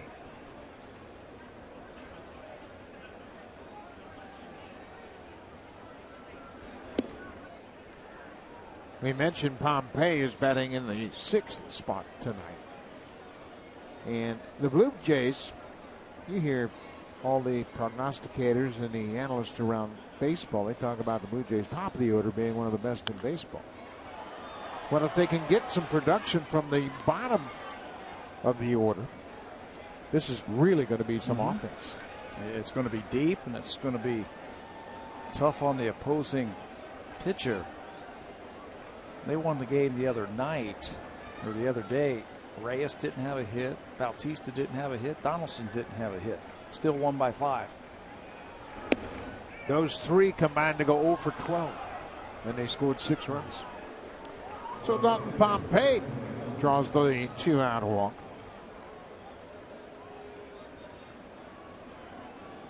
This might be a good time to try to steal a base. 2 outs, it's cold. Catcher Brian McCann sitting back there behind the plate, freezing. Try to get another runner in scoring position. Take your chance right here.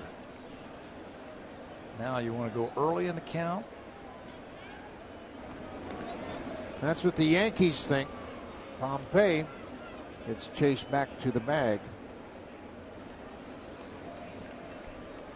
You can see Brian McCann looking in, getting the sign. Fastball. Pompey not going. Pilar shoots it into the second deck over the Yankees dugout. That's what speed can do for you. It can get you some extra fastballs. You got a fast guy over there, catcher. He'll put down that number 1 early in the count, won't he? Give Absolutely. Better chance to throw him out. Get the ball quicker on that fastball. They're going to throw over to first again.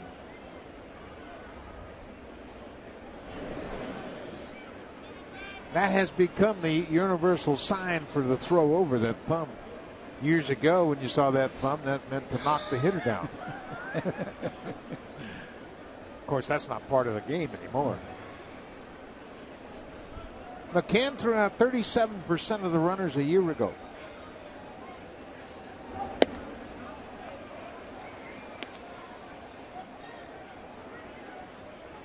Pompey has been given the green light early in his career. As you see Joe Girardi checking on the status of his bullpen.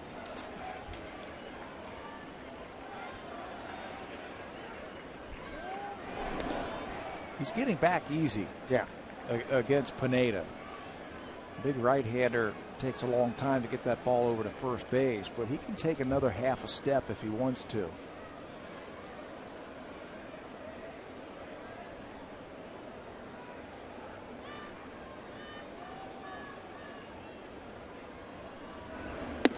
Breaking ball inside, and McCann's going to go to the mound. The Yankee bullpen, double barrel action. As Joe Girardi knows that Pineda's getting near the end of the line. Yeah, he's not going to burn out his starters early in the season. Sure, they are on pitch counts against Pineda. He's had shoulder problems in the past. They're not going to use him past 100 pitches. 2 balls and a strike, 2 outs. Pilar covers that changeup. That's been a good pitch for Pineda all night long. Pineda has 6 strikeouts. And John Gibbons and the bench coach DeMarlo Hale looking over the matchups. Probably checking out who they have in that pen. Smoke is a switch hitter, but he's stronger from the left side than he is from the right. And you try and negate that right field short fence. If you bring in the left-hander, make him turn around to right-handed.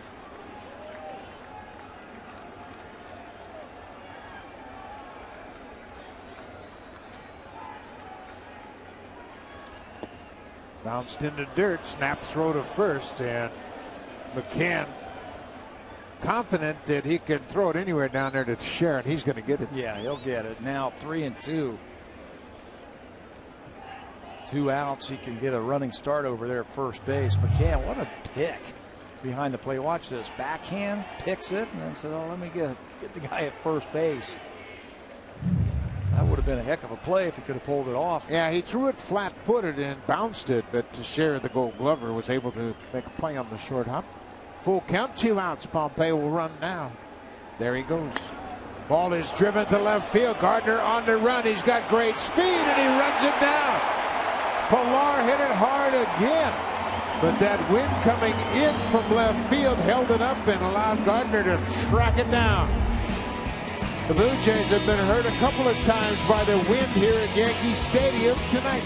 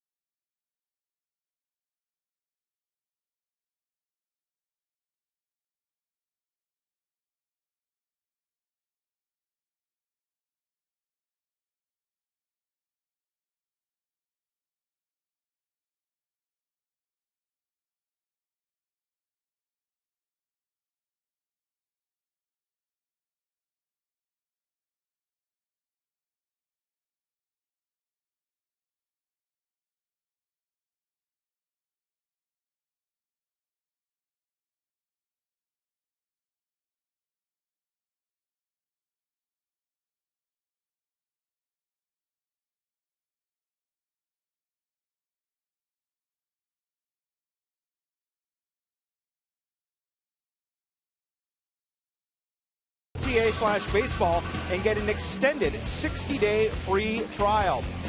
John Gibbons today announced that Michael Saunders will in fact begin a rehab assignment tomorrow in Dunedin, Florida. As far as when he may return to the Blue Jays, he says it will not be at any point during this road trip, so you will not see him in Baltimore. But if things go well, there is a possibility we'll see him sometime on the homestand. Gibbons says he'll be playing in the outfield right from the get-go, and that's good news. And guys, he did get a lot of at-bats during spring training and minor league games. He wasn't running, but I'd imagine that should definitely help with his bat speed. Yeah, I think it will help him, Barry, but getting on the field again and running, it's going to be a different set of skills once again for Michael Saunders. Of course, he had the knee surgery at the start of spring training after injuring himself before the Blue Jays really began their training, and that'll be a welcome addition back to the ball club. The first thing that I want to see is, can he play defense? Yeah. That's the first thing. He's not going to DH, not with all the opportunities Blue Jays have with Encarnacion and Navarro, etc. Ellsbury slaps it by Reyes into left. A leadoff single is check in with Jamie Campbell.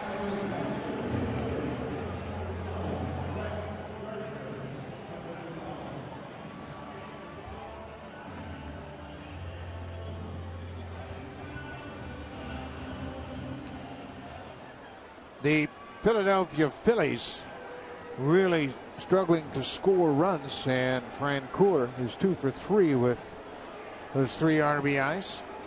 Of course, Rick Porcello just got that lucrative contract extension there in Boston, and the Phillies have the lead. Ellsbury on base 3 times tonight, but he has yet to cross home plate. Blue Jays lead at 2-0. Ellsbury and Brent Gardner, the number 2 hitter, have been on base 4 of their 5 plate appearances. Yeah, these are the guys I want to keep off the bases. They're their best base runners. They're their fastest base runners. And there goes Ellsbury, and Russell Martin couldn't find the handle. There's stolen base for Ellsbury. Got a nice running lead over there at first base. He timed up R.A. Dickey. You can see Russell down on that one knee, really slows him down just a little bit. Ellsbury picks up his first stolen base. Only thrown out 5 times last year. Had 39 steals a year ago. Number 1 here in the 6th.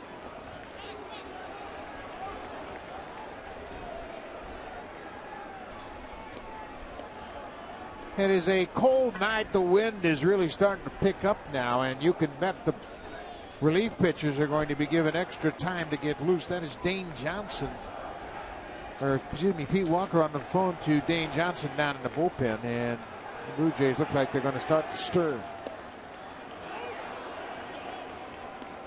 3-1 to the number 2 hitter, Brett Gardner. But you have to be aware as a manager, you need to give your pitchers a little extra time. You can see the pitchers are enclosed out there behind the glass, and they've got a heater down there, so it's not outside. They're not fully exposed to the elements. Looks like Aaron Loop has grabbed his glove, and he'll start to loosen up.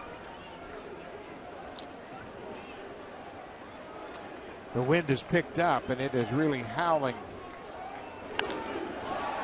Justin Smoke, what a play, and Dickey's going to be in time. I tell you what, the value of defense.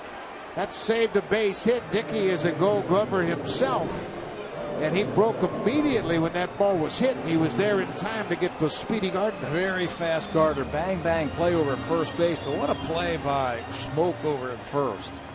Those are the type of plays, you know, they don't show up in the box score, but they're huge when you talk about containing innings.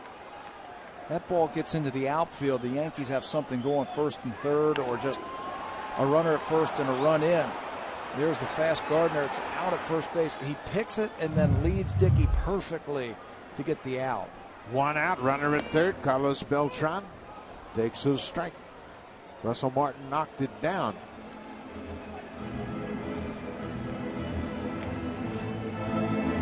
In the lead up to this game, R.A. Dickey was really complimentary, talking about the Blue Jays defense.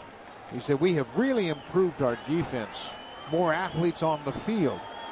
And Smoke lived up to his confidence. This is lined into center. Pompey is there. Tagging at third is Ellsbury, and he'll come in to score. And the Yankees are on the board.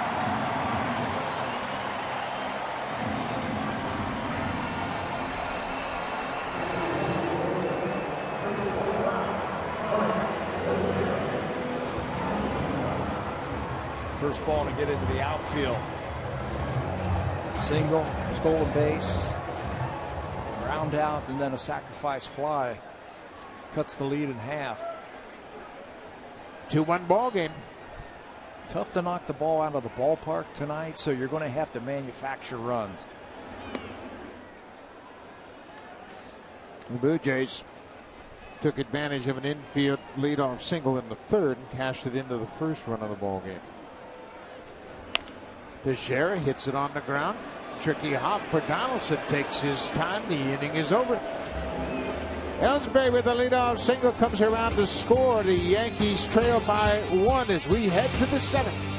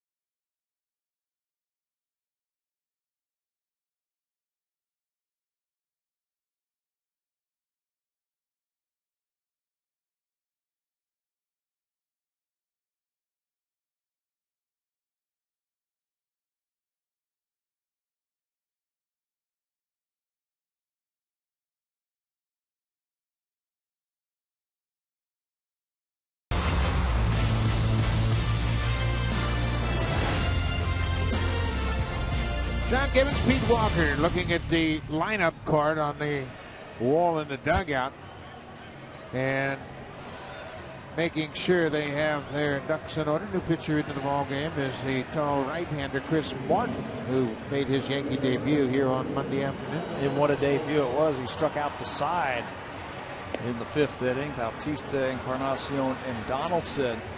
6'8", comes right after you, right over the top with that fastball. It's got an above-average slider. Change flashes potential, but he is a strike thrower. He gets swings and misses on pitches in the strike zone. A lot of deception. Made some good pitches the other night.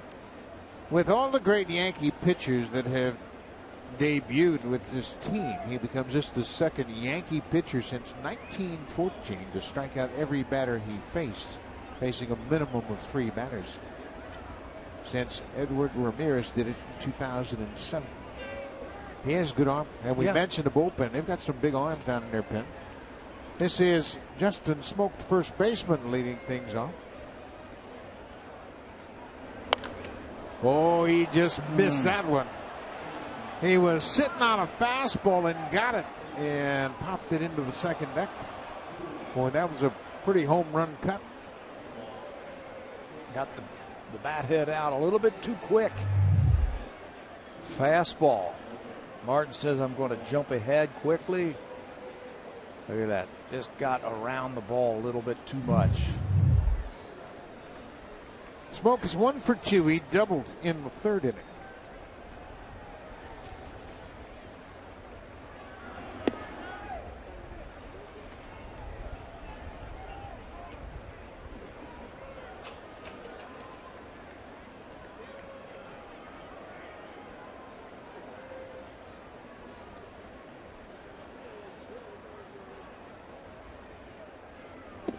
outside.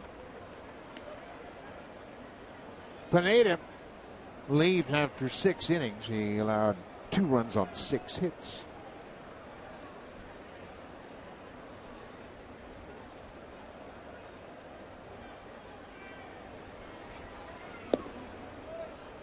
Smoke's got a good eye as well.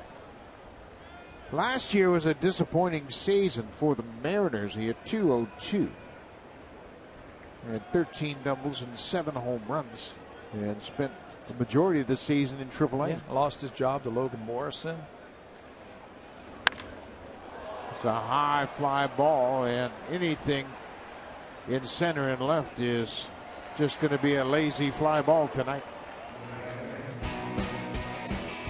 Make a grand entrance during the DIY expert sale. Only at Home Building Center and Home Hardware Building Center. Homeowners helping homeowners with expert advice. So the number 9 hitter is Devin Travis, and he's had an interesting start to his major league career. He's had 6 plate appearances and been on base 5 times. And he comes as advertised, a guy that can swing the bat. He's an offensive player. The only time he was retired, he struck out in the 4th inning against Tanaka. Started hitting in spring training, and he hasn't stopped. Just have that good approach at the plate. Hey, he's facing these guys for the first time. He knows nothing about any of these pitchers. Tanaka, Martin. You got Pineda. These are big leaguers. And he looks right at home. He's behind 0-2 here. Bounced into dirt. Devin Travis was acquired in a trade that sent Anthony Gose to the Tigers. Anthony Gose had a big day today in that 11-1 whitewashing of the Twins. 11 goose egg, yeah. Gose went 3 for 6 and drove in 3 runs for Detroit. Gose had a double to triple. He really had a great spring. Anibal Sanchez for the Tigers went 6 2/3, and the Twins have been shut out twice. 2 games they were yet to score a run.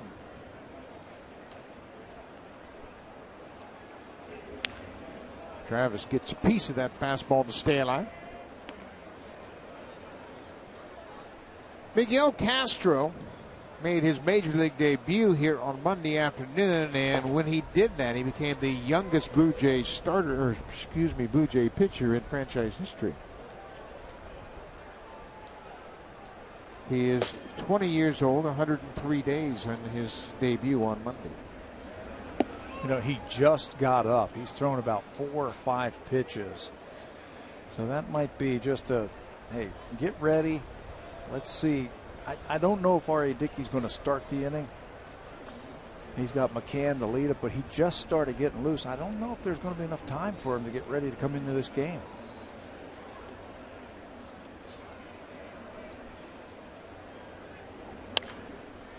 Off the end of the bat, that's going to slice foul. Well, I think the biggest thing with Castro is John Gibbons did a great job with Castro and Osuna both, giving him different situations to pitch in spring training. They brought him in with runners on. They gave him a clean inning to start. He basically was trying to set up as many situations as possible in the spring. They even started Osuna a game, didn't they? Yes, they did. Ground ball to short. 2 down. Gregorius with a strong arm. It is never too cold for candy floss. And that youngster right there said, you know what, you go to a ballpark, you got to have some snacks. And of course, never too cold for a frosty cool one. Frozen cold one tonight, huh? I went to Rockefeller Center today, and they were still skating in the ice rink. That's how cold it is in New York. had the Zamboni out, and they called timeout, and they'd go out and smooth out the ice, and then the next group of people would come out and skate. I wouldn't know. I never left my room all day today. It was too cold. 2 down. Reyes had an infield single in the 5th, his first hit of the season. Blue Jays lead it 2-1. Cutter. We're in the 7th inning.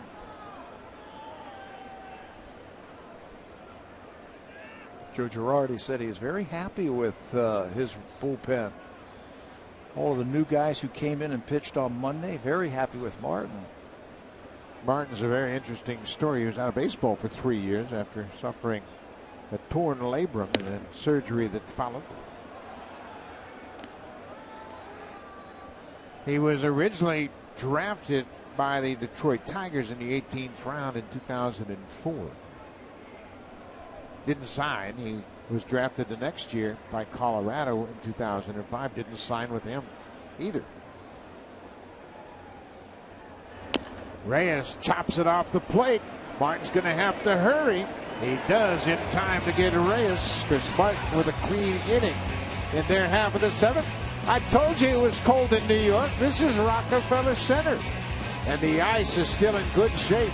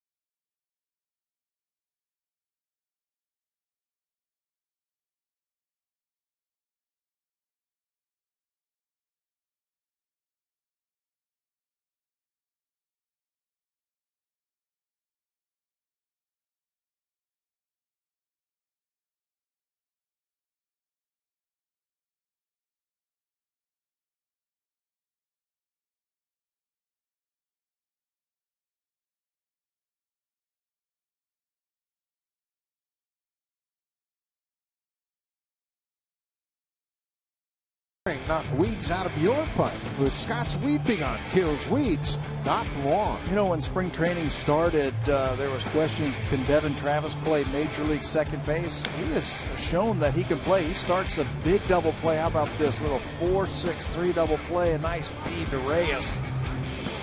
And he completes the double play to get R.A. Dickey out of the 5th inning.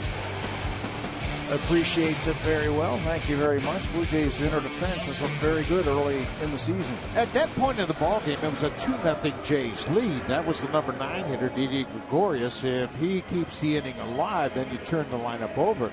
Blue Jays haven't gotten Ellsbury out all night. So that certainly was the play of the game to this point. Blue Jays have a 2-1 lead. R.A. Dickey has been in control. And he has made a point of trying to improve upon his April numbers. For the Blue Jays, this is his 13th start in the month of April. The Blue Jays as a team came into this game in his previous 12 starts just 5-7. So he'd like to give them an opportunity to win this game, and he's done that tonight as he carries a 1-run lead into the 7th. Into the 7th, so he's trying to get through the 7th. I figure that John Gibbons might put him on a short leash because he's got Castro up. He's got him heating up, that if he runs into any problems, he'll bring in the rookie. Dickey would love to get through this inning right here and make John Gibbons' job a little bit easier. This is Brian McCann. Well, the thing about Yankee Stadium is that right field porch just sits 314 feet away. We have seen the ball to left field. Now, it's not carrying at all. The wind is really blowing in from left, but the balls to right haven't been effective. 2-0. Now 3-0. Dickey has walked 3 batters to this point. Give him a green light here? I don't think so. If you're guessing fastball? He may have gotten the fastball, but it was in a tough spot down and away. It'll be McCann, Headley, and then Alex Rodriguez for the Yanks. 3-2.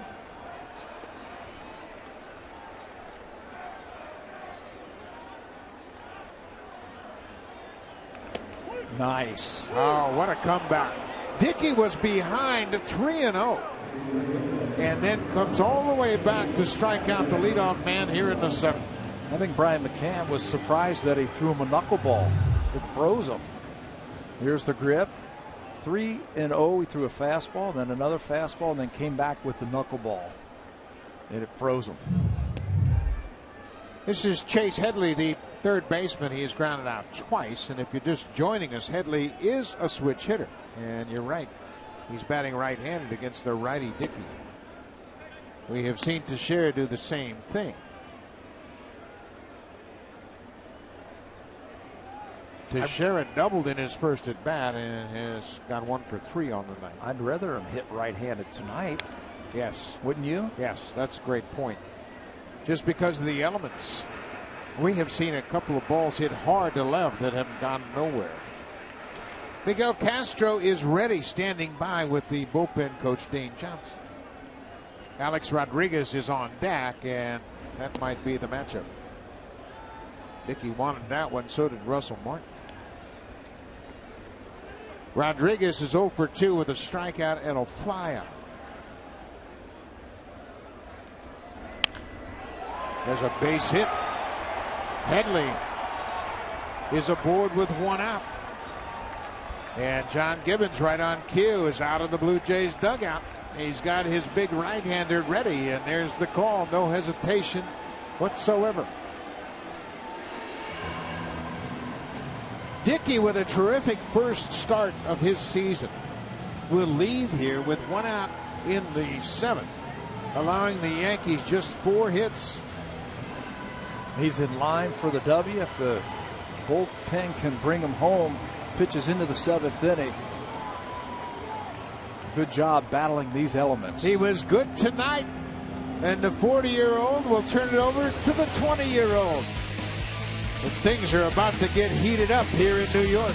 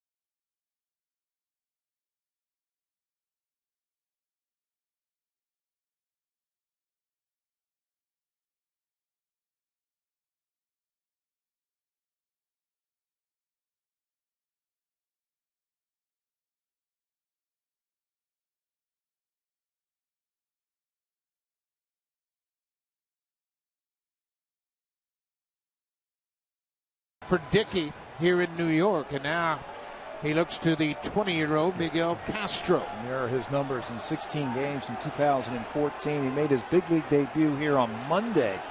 Retired all 3 batters that he faced. High fly ball to left. Rodriguez hit it hard, but this ball has been dying all night in left. Pilar, he got fooled, and Pilar allows Chase Headley to move into scoring position. Chase Headley knew that ball was going to be caught, so he immediately went back to the bag, and Pilar didn't anticipate him tagging. Yeah, I was watching Headley all the way. You go back to the bag to tag up, and then you watch what the outfielder does. Just a little bit of nonchalance right there. Headley, he goes back and tags. Now he runs. The play's right in front of you, and you see it. You can see the throw if it's offline a little bit, and a heads-up play gets himself into scoring position. Tying runs at second now with 2 outs. Stephen Drew. Boy, Castro, has he been amazing or what? Strike after strike. It doesn't matter if he's in Port Charlotte or Yankee Stadium.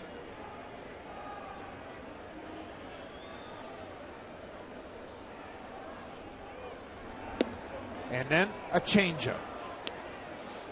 We mentioned Castro became the youngest Blue Jay pitcher in franchise history.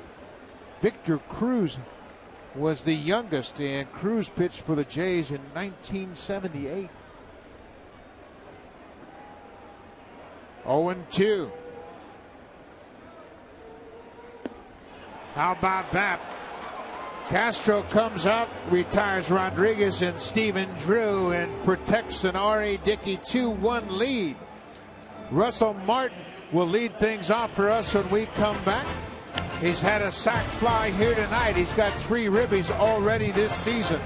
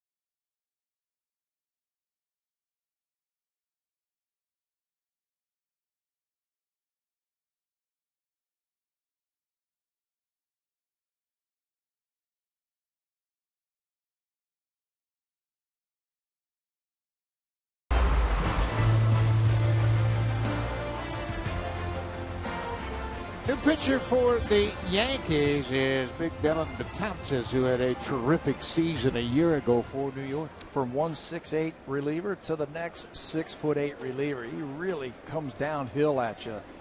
There are his outstanding numbers last season for New York Yankees. 5-0 with a 140 earned run average. See the strikeouts down there? 135. That's a record for a Yankee reliever. And he was used as the setup man for David Robertson, and now they project him to be part of a closer by committee, if you will. It'll be the lefty Andrew Miller and Betances the right-hander. Depending on the situation and who's coming up. Betances comes right after you with a fastball and a sharp breaking ball.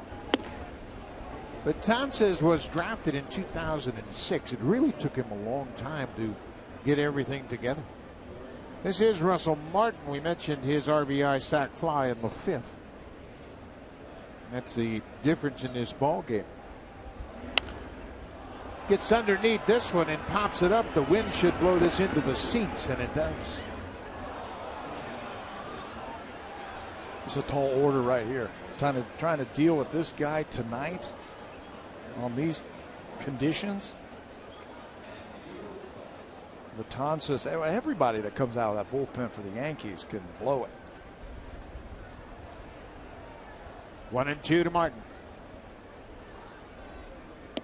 Breaking ball way outside. Didn't have a particularly very good spring to Dellin Betances. No, if he has a good spring, he is the closer. No question about it. Coming off the year he had last year. Breaking ball. Sunday hop for Chase Headley. 1 down. Well, Miguel Castro, in his second major league appearance, looks like a veteran. This is a changeup and a very good pitch. Well, he throws to Stephen Drew. Well, one thing that he has in his favor right now is the batters just don't know him. They haven't seen him. He was an A-ball last season, so they don't know what his breaking ball looks like. They don't know, when is he going to throw his changeup. They don't know that much about him, so that's going to work in his advantage. Yankees did see him in a spring training game, but it was a small sampling, just an inning. And then, of course, they saw him an inning of third on Monday. Jose Bautista has struck out 3 times tonight.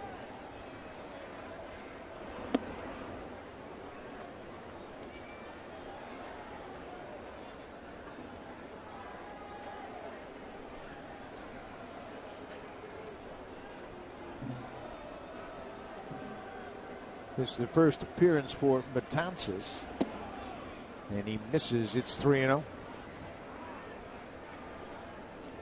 Betances had the 3rd lowest single season hit per 9 inning ratio in Major League history.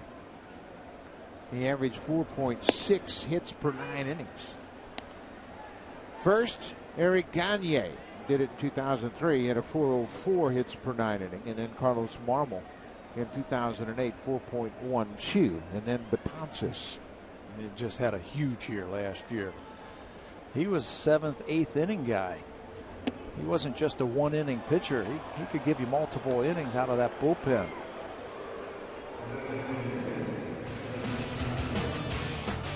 The championship-winning Honda CRF 450R for those who dare to ride red.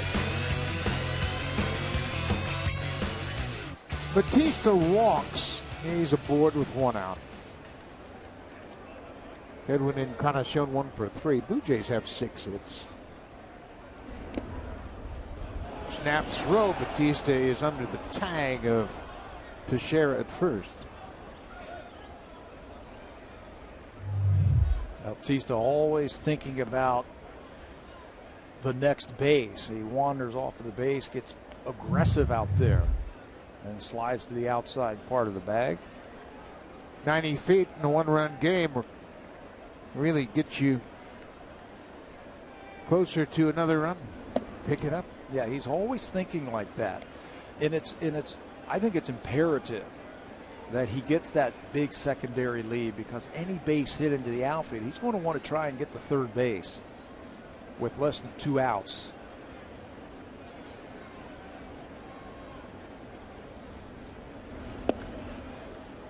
This is the problem Betances had all spring long, not being able to throw strikes, and he's going to get a visit from the catcher, Brian McCann. It was really the problem that he had in his young minor league career, finding the strike zone.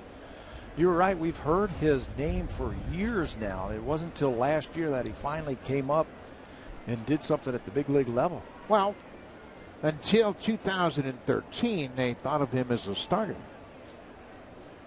And he is unusual in that he's 6'8", but he always had trouble with the strike zone. But he found a home in the bullpen. There he throws a strike. It's now 3-1.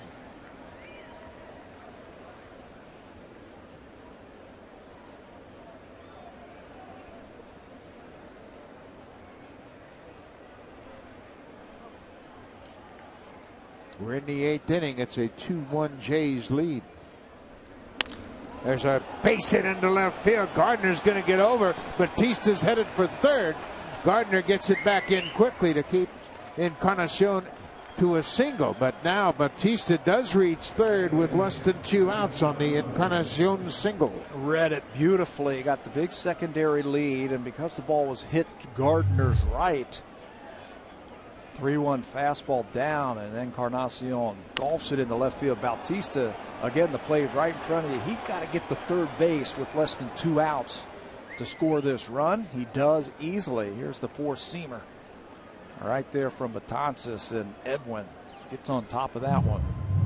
The wind's not going to affect that low liner. Josh Donaldson looking for his first hit of the season. 0 for 3 tonight. He is looking for a ball in right here. He can turn on anybody's fastball. He likes the ball in, where he can drop the barrel of that bat on the ball.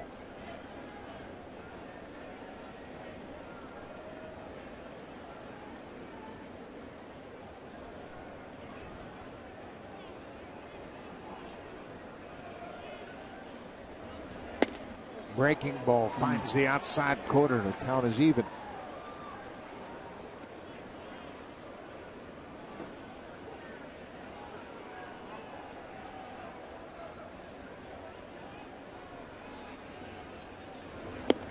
Another breaking ball. That's the equalizer right there, isn't it? Now you can see they're keeping everything away. They know what Donaldson likes to hit. He's going to have to protect the plate now. There. That goes into right, and Bautista's going to come in to score. Encarnacion moves up to second. That looked like a design play. It looked like they had put a play on. No matter where the pitch was, they went with a breaking ball. Bautista scores a big run. But on a breaking ball in the dirt? I don't think they meant it to be in the dirt, but a breaking ball away because Teixeira broke back to first. Let's watch it one more time. Breaking ball in the dirt. We saw this a couple of innings ago from McCann. He threw it flat-footed, and Teixeira picked that one. That time it got away from him. Breaking ball, here it comes. Short hops, and Mark Teixeira cannot keep that ball in front of him. Blue Jays will take it. It just looked to me like McCann had it on his mind, and once he gloved the ball, he was going to throw it. And Teixeira was right there at the bag. It didn't look like Teixeira was surprised one bit. He just couldn't knock the ball down. 2 balls and 2 strikes. Encarnacion in scoring position. Now it's full. Switch hitting Pompey is on deck. 21 pitches now for Betances in this inning.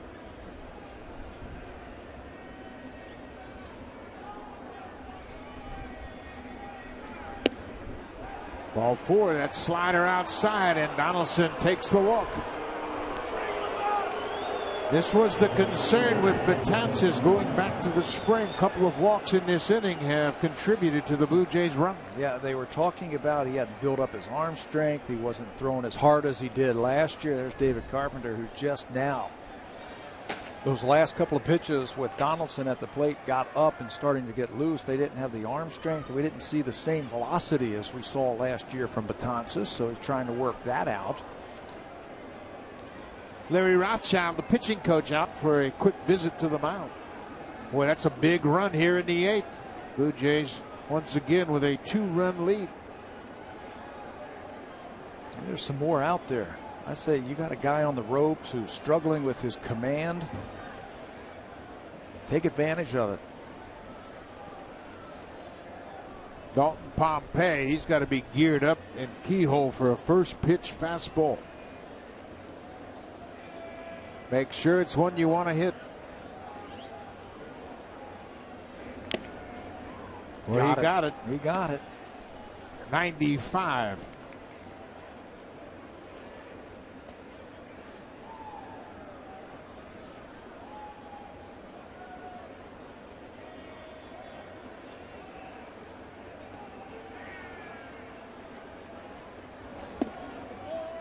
Ball and a strike.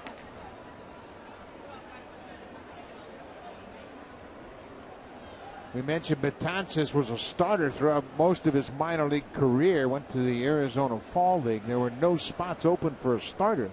He worked out of the pen, and that's when he really came into his own. Boy, he took off. Breaking ball. He took off. He was lights out last year. We told you that. He set a Yankee record, single season strikeout record as a reliever. He beat the record previously owned by Mariano Rivera.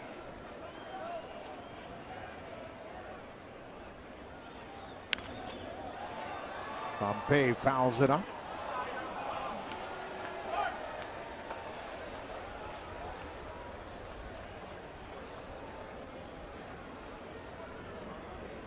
The Blue Jays get a run on 2 walks, a single, and an error this inning. Encarnacion at second had the single to left. Batista walked and scored. Little tapper out in front of home plate. Betances throws to first. Pompey is out. The runners move up.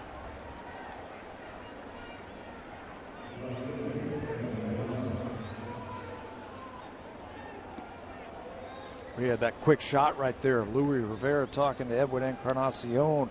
He's telling him, hey, he's having trouble with that breaking ball. He's already bounced a couple of them in the dirt.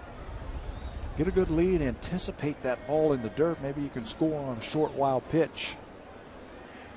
Another run or two certainly wouldn't hurt. Kevin Pillar has singled and scored.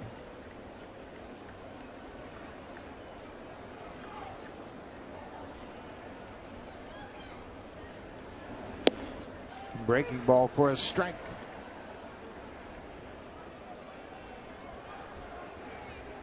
Blue Jays scored a single run in the 3rd, 5th, and here in the 8th. The Yankees' only run came in the 6th.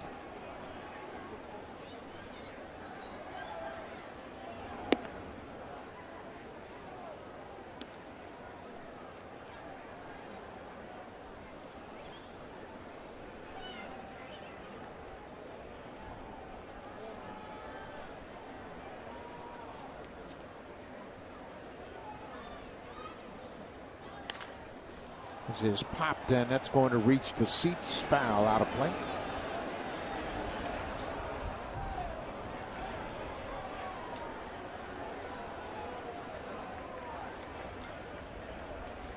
Betances is going to go for the K right here, isn't he? Got to throw that breaking ball, you would think, down and away from Pillar. So anticipate it, maybe look for it.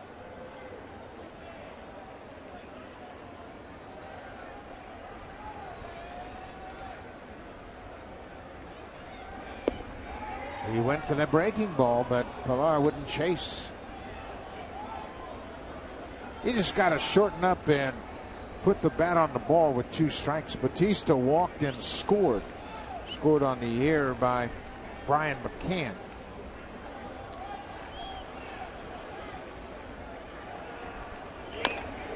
Little chopper out in front of home plate, but Betances throws out Pillar. But the Blue Jays get a big insurance run in their half of the 8th. They have a 3-1 lead. Now it's time for a Blue Jays Central update. Here's Jamie Campbell and Greg Zahn.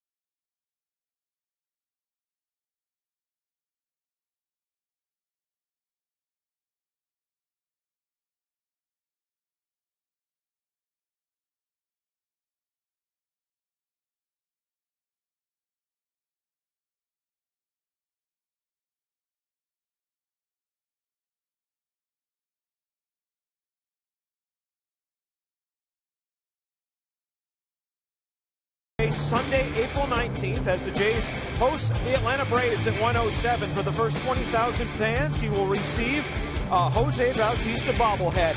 It is a collector's item you will not want to miss, and you have to get there early. For tickets, call 416-341-1234 or visit BlueJays.com. Buck? Thank you, Barry. Jose Bautista scored a big insurance run, getting that walk here in the 8th inning. New pitcher into the ball game for the Blue Jays is Aaron Loup. It'll be his second appearance of the season. Loup worked an inning and 2/3 in the opener. Had a walk and a strikeout in that ball game. Good fastball. He hit a batter also in that one. We got 3 scheduled left-handed batters coming up here in the 8th inning. So John Gibbons is going to go to his lefty out of the bullpen, Aaron Loup, and that will counter a move by Joe Girardi. Chris Young, the right-handed hitting outfielder, will come on and bat for Didi Gregorius, the shortstop. Young had a nice little finish to his season with the Yankees last year. And Luke misses with the first pitch off the plate inside. He comes off that bench. He's looking for the fastball. Ready to swing hard.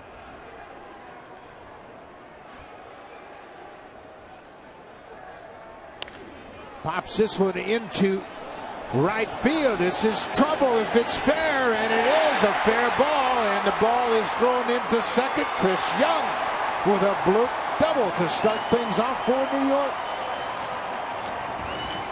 The wind just kept pushing that ball away from Devin Travis, so he makes that play.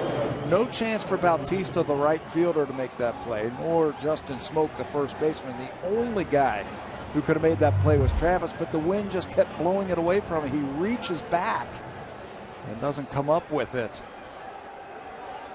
You can see how far he had to go, and it's just out of his reach. That wind has been playing tricks on everybody tonight. All night long we have seen it. Jacoby Ellsbury's been on base all 3 times tonight. 2 walks and a single. Ellsbury has good numbers against Loup. He's 3 for 8 with a home run.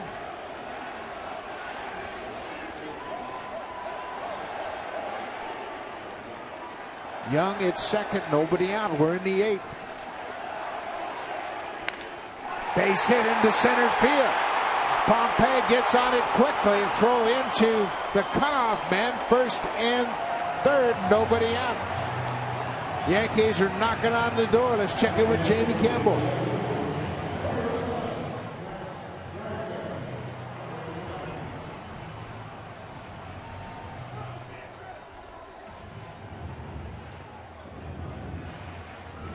Thank you, Jamie. Jacoby Ellsbury, perfect night. 2 walks, 2 singles. He has been a thorn in the side of the Blue Jays forever. Stay right on that pitch from Aaron Loup, and here's another guy coming up who's been tough on the Jays over his career. Brett Gardner. Gardner coming into this game, a .322 career hitter against the Blue Jays. Doesn't make any difference. Lefties or righties, he has always been tough for them. Last year in 18 games, Gardner hit .292 against the Jays. Here's the added dimension for the Yankees with Ellsbury at first base. He can steal a base. He represents the tying run over there at first base. Ellsbury had a stolen base in the 6th, his first of the season.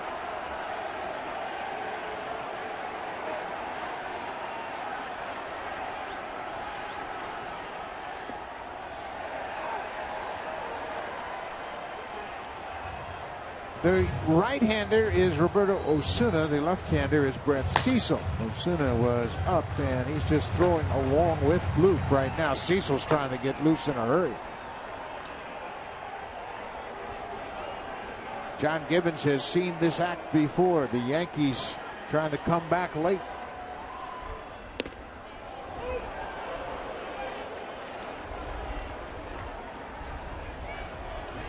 Gardner has not had a lot of success against Loup. He's just 1 for 7. Blue Jays up the middle, playing for 2. Yeah, it's going to be tough to double up Brett Gardner because he runs so well. He'll trade 2 outs for a run. Breaking ball, and Martin Looked like he got fooled a little bit on that breaking ball, but is able to knock it down. Watch the reaction from Russell Martin. He knows it's coming, and it handcuffed him a little bit.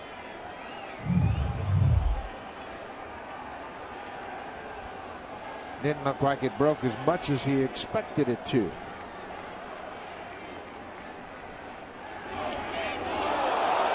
That hit Gardner, and that hit him hard. Loop hit Gregorius in Monday's game. He too, a left-handed hitter, and Gardner getting a visit from Steve Donahue, the trainer. We saw John Gibbons motion to Russell Martin to go out and talk to Luke. Yeah, that fastball got away from Luke just like the other day against Gregorius when he hit him in the elbow. This one looks like it might have hit him in the wrist. Yeah, right on that front wrist right there. Gardner can't pull his hands in fast enough, and just like that, the Yankees have the bases loaded and nobody out. Now John Gibbons has Osuna and Cecil warming up. Beltran is 2 for 5 against Loop. He is 0 for 5 against Brett Cecil. Boy, did you see that? I don't know if Gibby's ready to take him out or not. Yep, he's going to bring in Brett Cecil. Yeah, and Luke was ready to hand the ball off to him, and John Gibbons hadn't really made the call. Now he has, and he's called for Cecil. So Brett Cecil will get his first appearance of the season against Carlos Beltran with the bases loaded.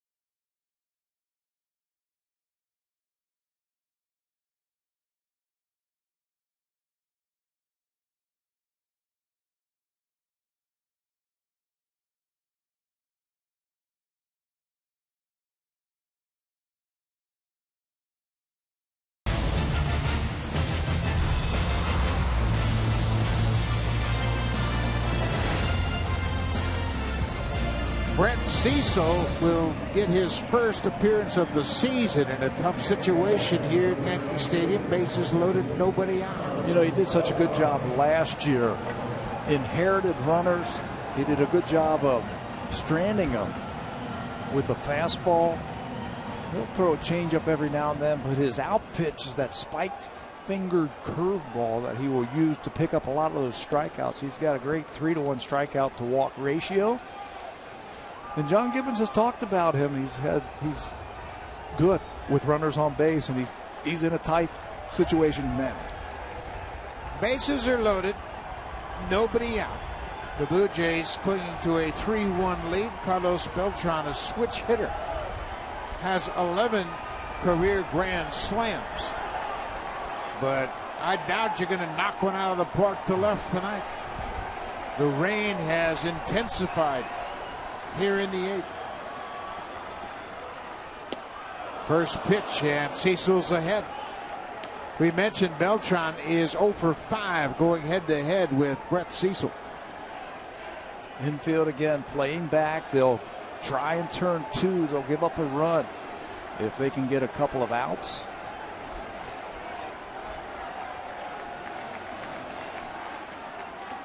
That gets away from Russell Martin, and here comes Young. He's going to score.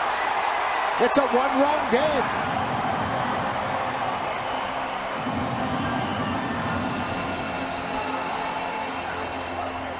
It gets the Yankees a run closer that takes the double play out now. So now they got to figure out what they want to do. Like he turned that ball over, you see, and Martin gets over there to try and block it, and it goes between his arm and his chest protector. Wild pitch charge to Cecil. The infield plays it back. Cued off the end of the bat, and that's going to trickle foul. They got their 2 best base runners on base, the fastest, and Ellsbury and Gardner.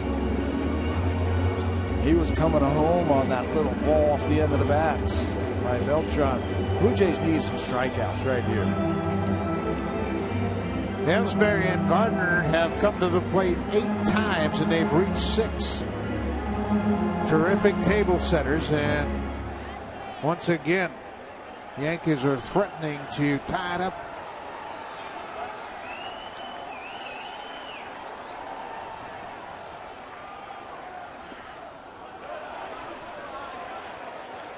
If they can get the strikeout of Beltran here, it's 2-2. They can then walk Teixeira over at first base and then set up the McCann Cecil. Teixeira is a switch hitter, and he's hit right-handed all night, even with Dickey on the mound. He went around, peeled down to first. Indeed, Jerry Meal said he went too far, and Cecil gets a big strikeout with that curveball. That's why John Gibbons likes to bring him in at these situations. He has the ability at any time to drop that curveball in for strikeouts. And there's Gibby. He's going to put him on. He called it perfectly. Here's the curveball, and you can see it's down, and Beltran goes way around. No question about it right there. So they will put Teixeira on and set up a lefty-lefty matchup with Brian McCann.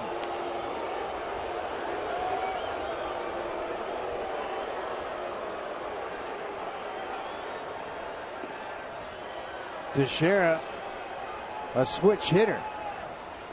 John Gibbons has been down this road before in Yankee Stadium. How many times have we seen the Yankees come back against the Blue Jays? Too many. Too many times over the last few years. So you walk Teixeira, you set up the double play, and then you get the left-handed pitcher against the left-handed batter matchup. You're hoping for the ground ball.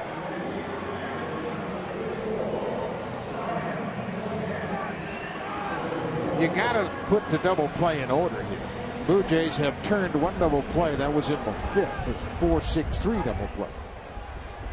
A run in. 1 out. Tim Leeper moving the outfielders around. Here is McCann.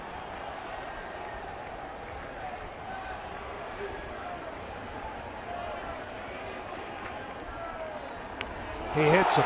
Tied up.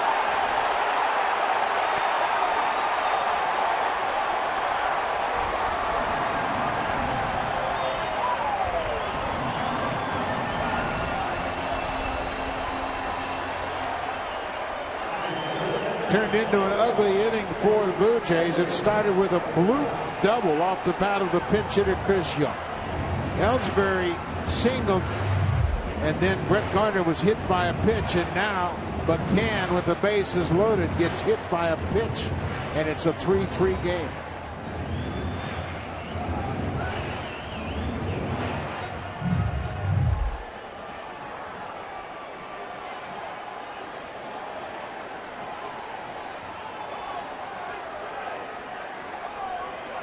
This is Chase Headley, the third baseman. Bases still loaded.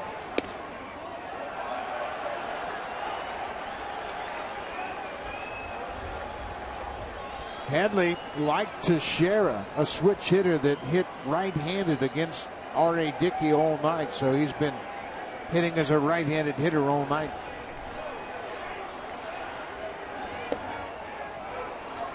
Changeup. Andrew Miller, who signed with the Yankees as a free agent, loosening up.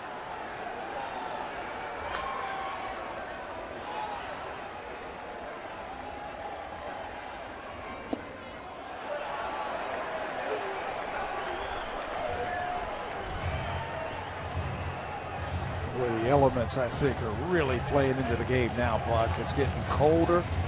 You mentioned it's starting to rain just a little bit. The ball players have been out there for almost 3 hours. It can get ugly. 2-1. Cut on and missed by Headley. It's even at 2-2.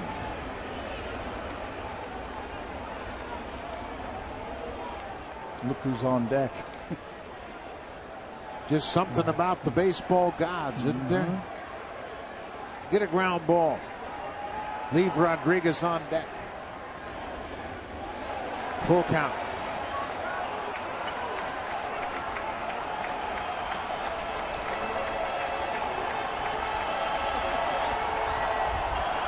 Gardner was hit by a pitch. He's now at third. Teixeira intentionally walked.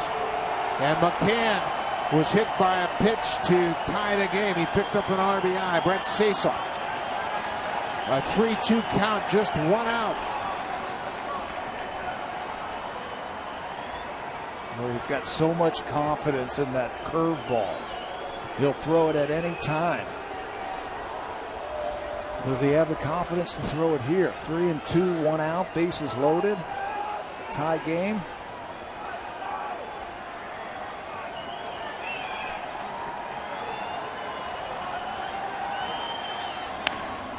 Off of Cecil, and that's going to go into left. 1 run is in, and the Yankees have taken the lead.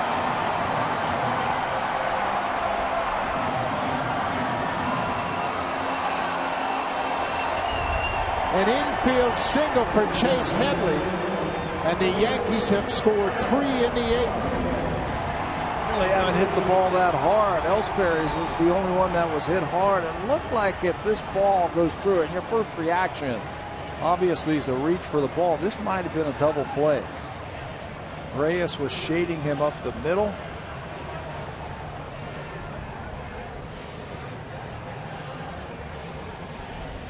Cecil had that ball hit off his forearm. It's an infield single. Roberto Osuna inherits a bases-loaded situation in his first big league game.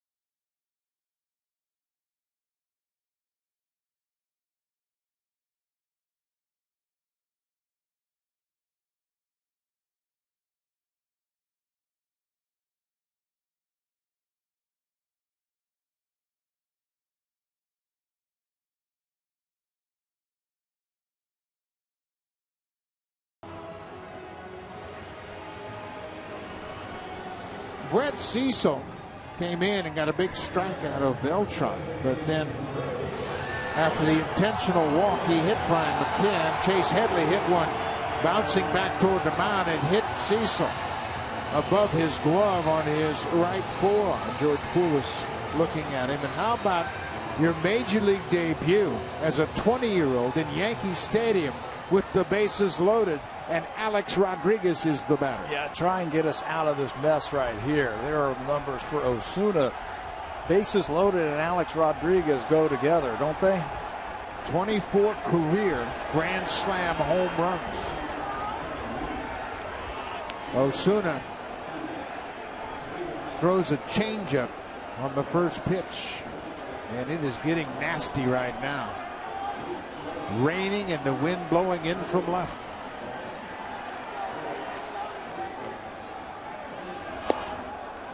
.95, 2-0.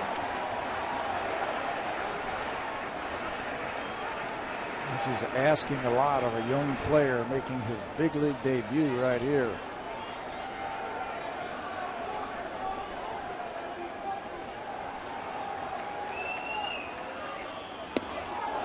He blew it right by him. 2-1.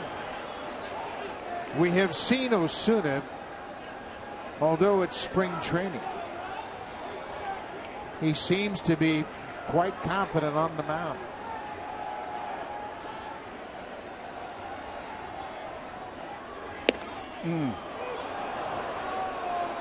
Paints him.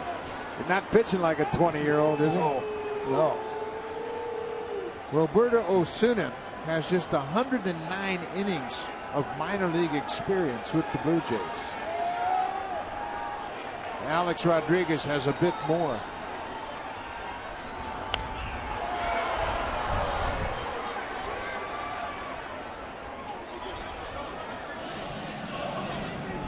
Rodriguez will turn 40 in July.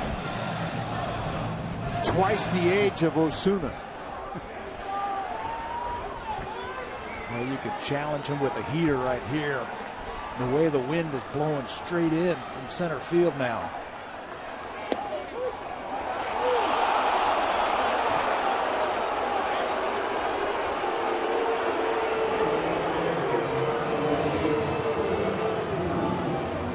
Osuna throws Rodriguez a changeup to strike him out. Wow. Paints him down and away and has A-Rod talking to himself. His first major league game, he strikes out Alex Rodriguez on a 2-2 changeup and then throws the ball toward the Blue Jays dugout to say, here, save this for me.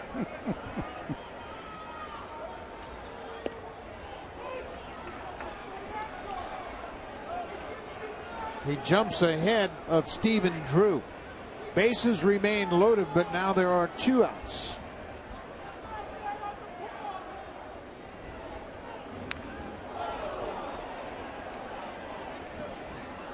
Osuna pitches like he's been here forever. A lot of times you'll see young kids come in and just their body language tells you that they're intimidated or nervous. This guy looks like he's been pitching in the big leagues forever. He struck out Stephen Drew in spring training. So he has been here before, but this is the first time he's pitched in a regular major league game.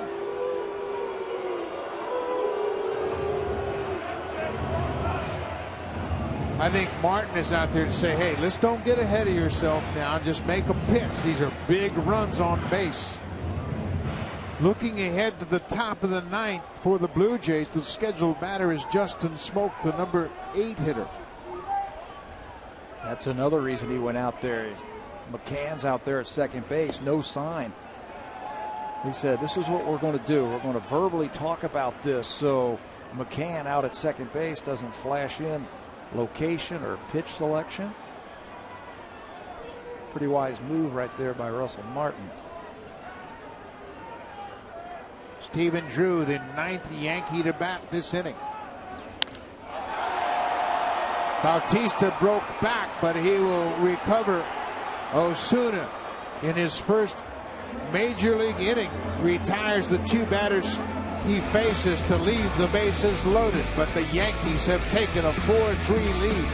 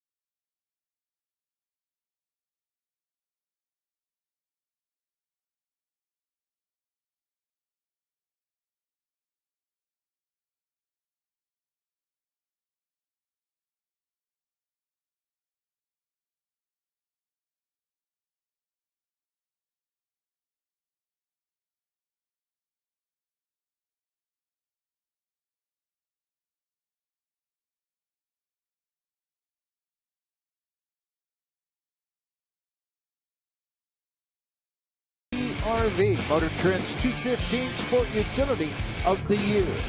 It wasn't really a long ball when you talk about drive of the game, but it's right now the go-ahead run. Chase Headley off the forearm of Brett Cecil with the bases loaded. Breaks the tie at 3. Chase Headley with the hit and an RBI, tonight's drive of the game. Big left-hander Andrew Miller. Those are his numbers from a year ago. He started out with the Boston Red Sox, ended up in Baltimore. He had a terrific season. He was a free agent, and he signed with the New York Yankees. Just like Dylan Betances before him and Martin before him, he can strike you out. Look at the strikeouts per 9 innings down there. 14, almost 15 strikeouts per 9 innings. He does it with a good fastball and a wipeout, and I mean wipeout slider that held lefties to a 163 average and righties to a 145 average. In for the save as he picks up Dylan Betances. A couple other changes for the Yankees. Gregorio Petit comes off the bench to take over defensively at second base. He'll be batting in the number 9 spot. The starting second baseman, Stephen Drew, moves across the bag to play short as Didi Gregorius is out of the game. And coming off the bench for the Blue Jays is Danny Valencia, batting for Justin Smoke, the first baseman. It's one of the things that the Blue Jays, I think, are a little bit better equipped for this year is they've got some veteran guys on the bench who can come off that bench and swing the bat. Danny Valencia takes a tough strike down and away. Justin Smoke finishes up 1 for 3, had a double tonight. The hits are even at 7 apiece, but the Yankees have a 1-run lead. Perfect pitch, one on top of the other.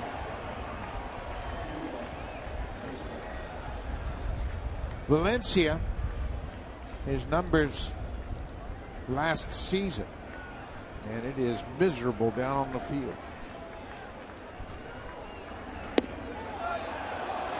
Well, you talk about making some tough pitches, all 3 of them down and away and hard.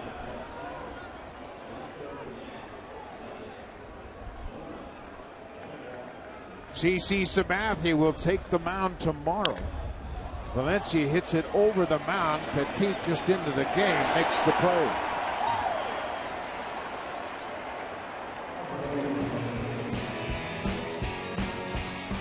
Blue Jays on Sportsnet. Brought to you by Scott's Coated Grass Seed.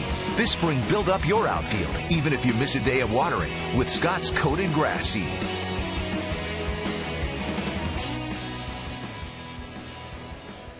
It has been a miserable night for the fans, but they have stayed.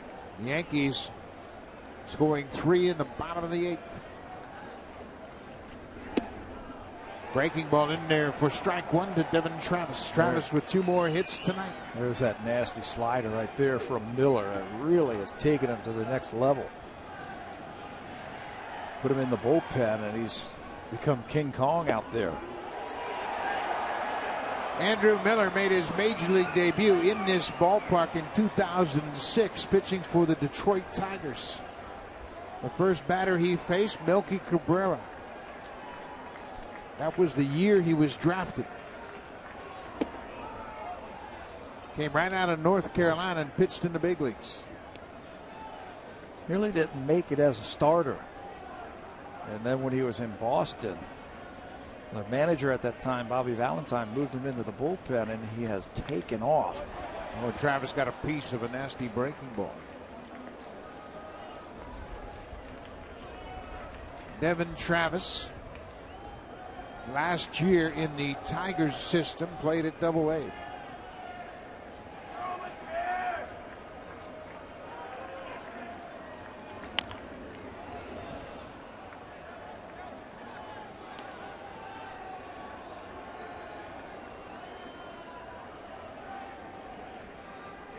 Andrew Miller is 6'7". Devin Travis, 5'9".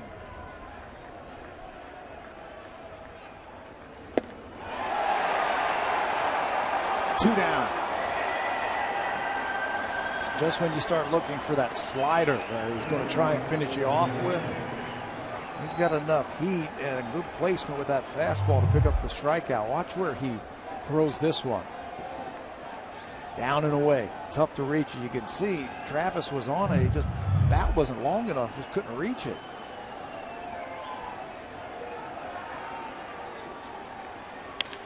Reyes bounces it to short. Stephen Drew gathers, throws, scooped by Teixeira. Ball game.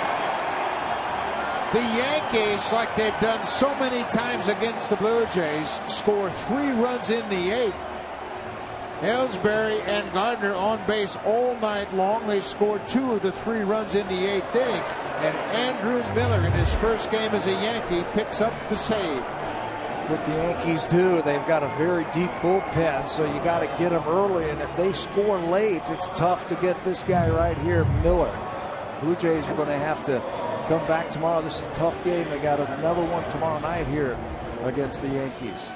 It'll be the rubber match of this 3-game series. It'll be CC Sabathia, the big left-hander, against the rookie, Daniel Norris. Game apiece. Thanks for watching. We'll see you tomorrow night. Now, here's Jamie Campbell and Greg Zorn.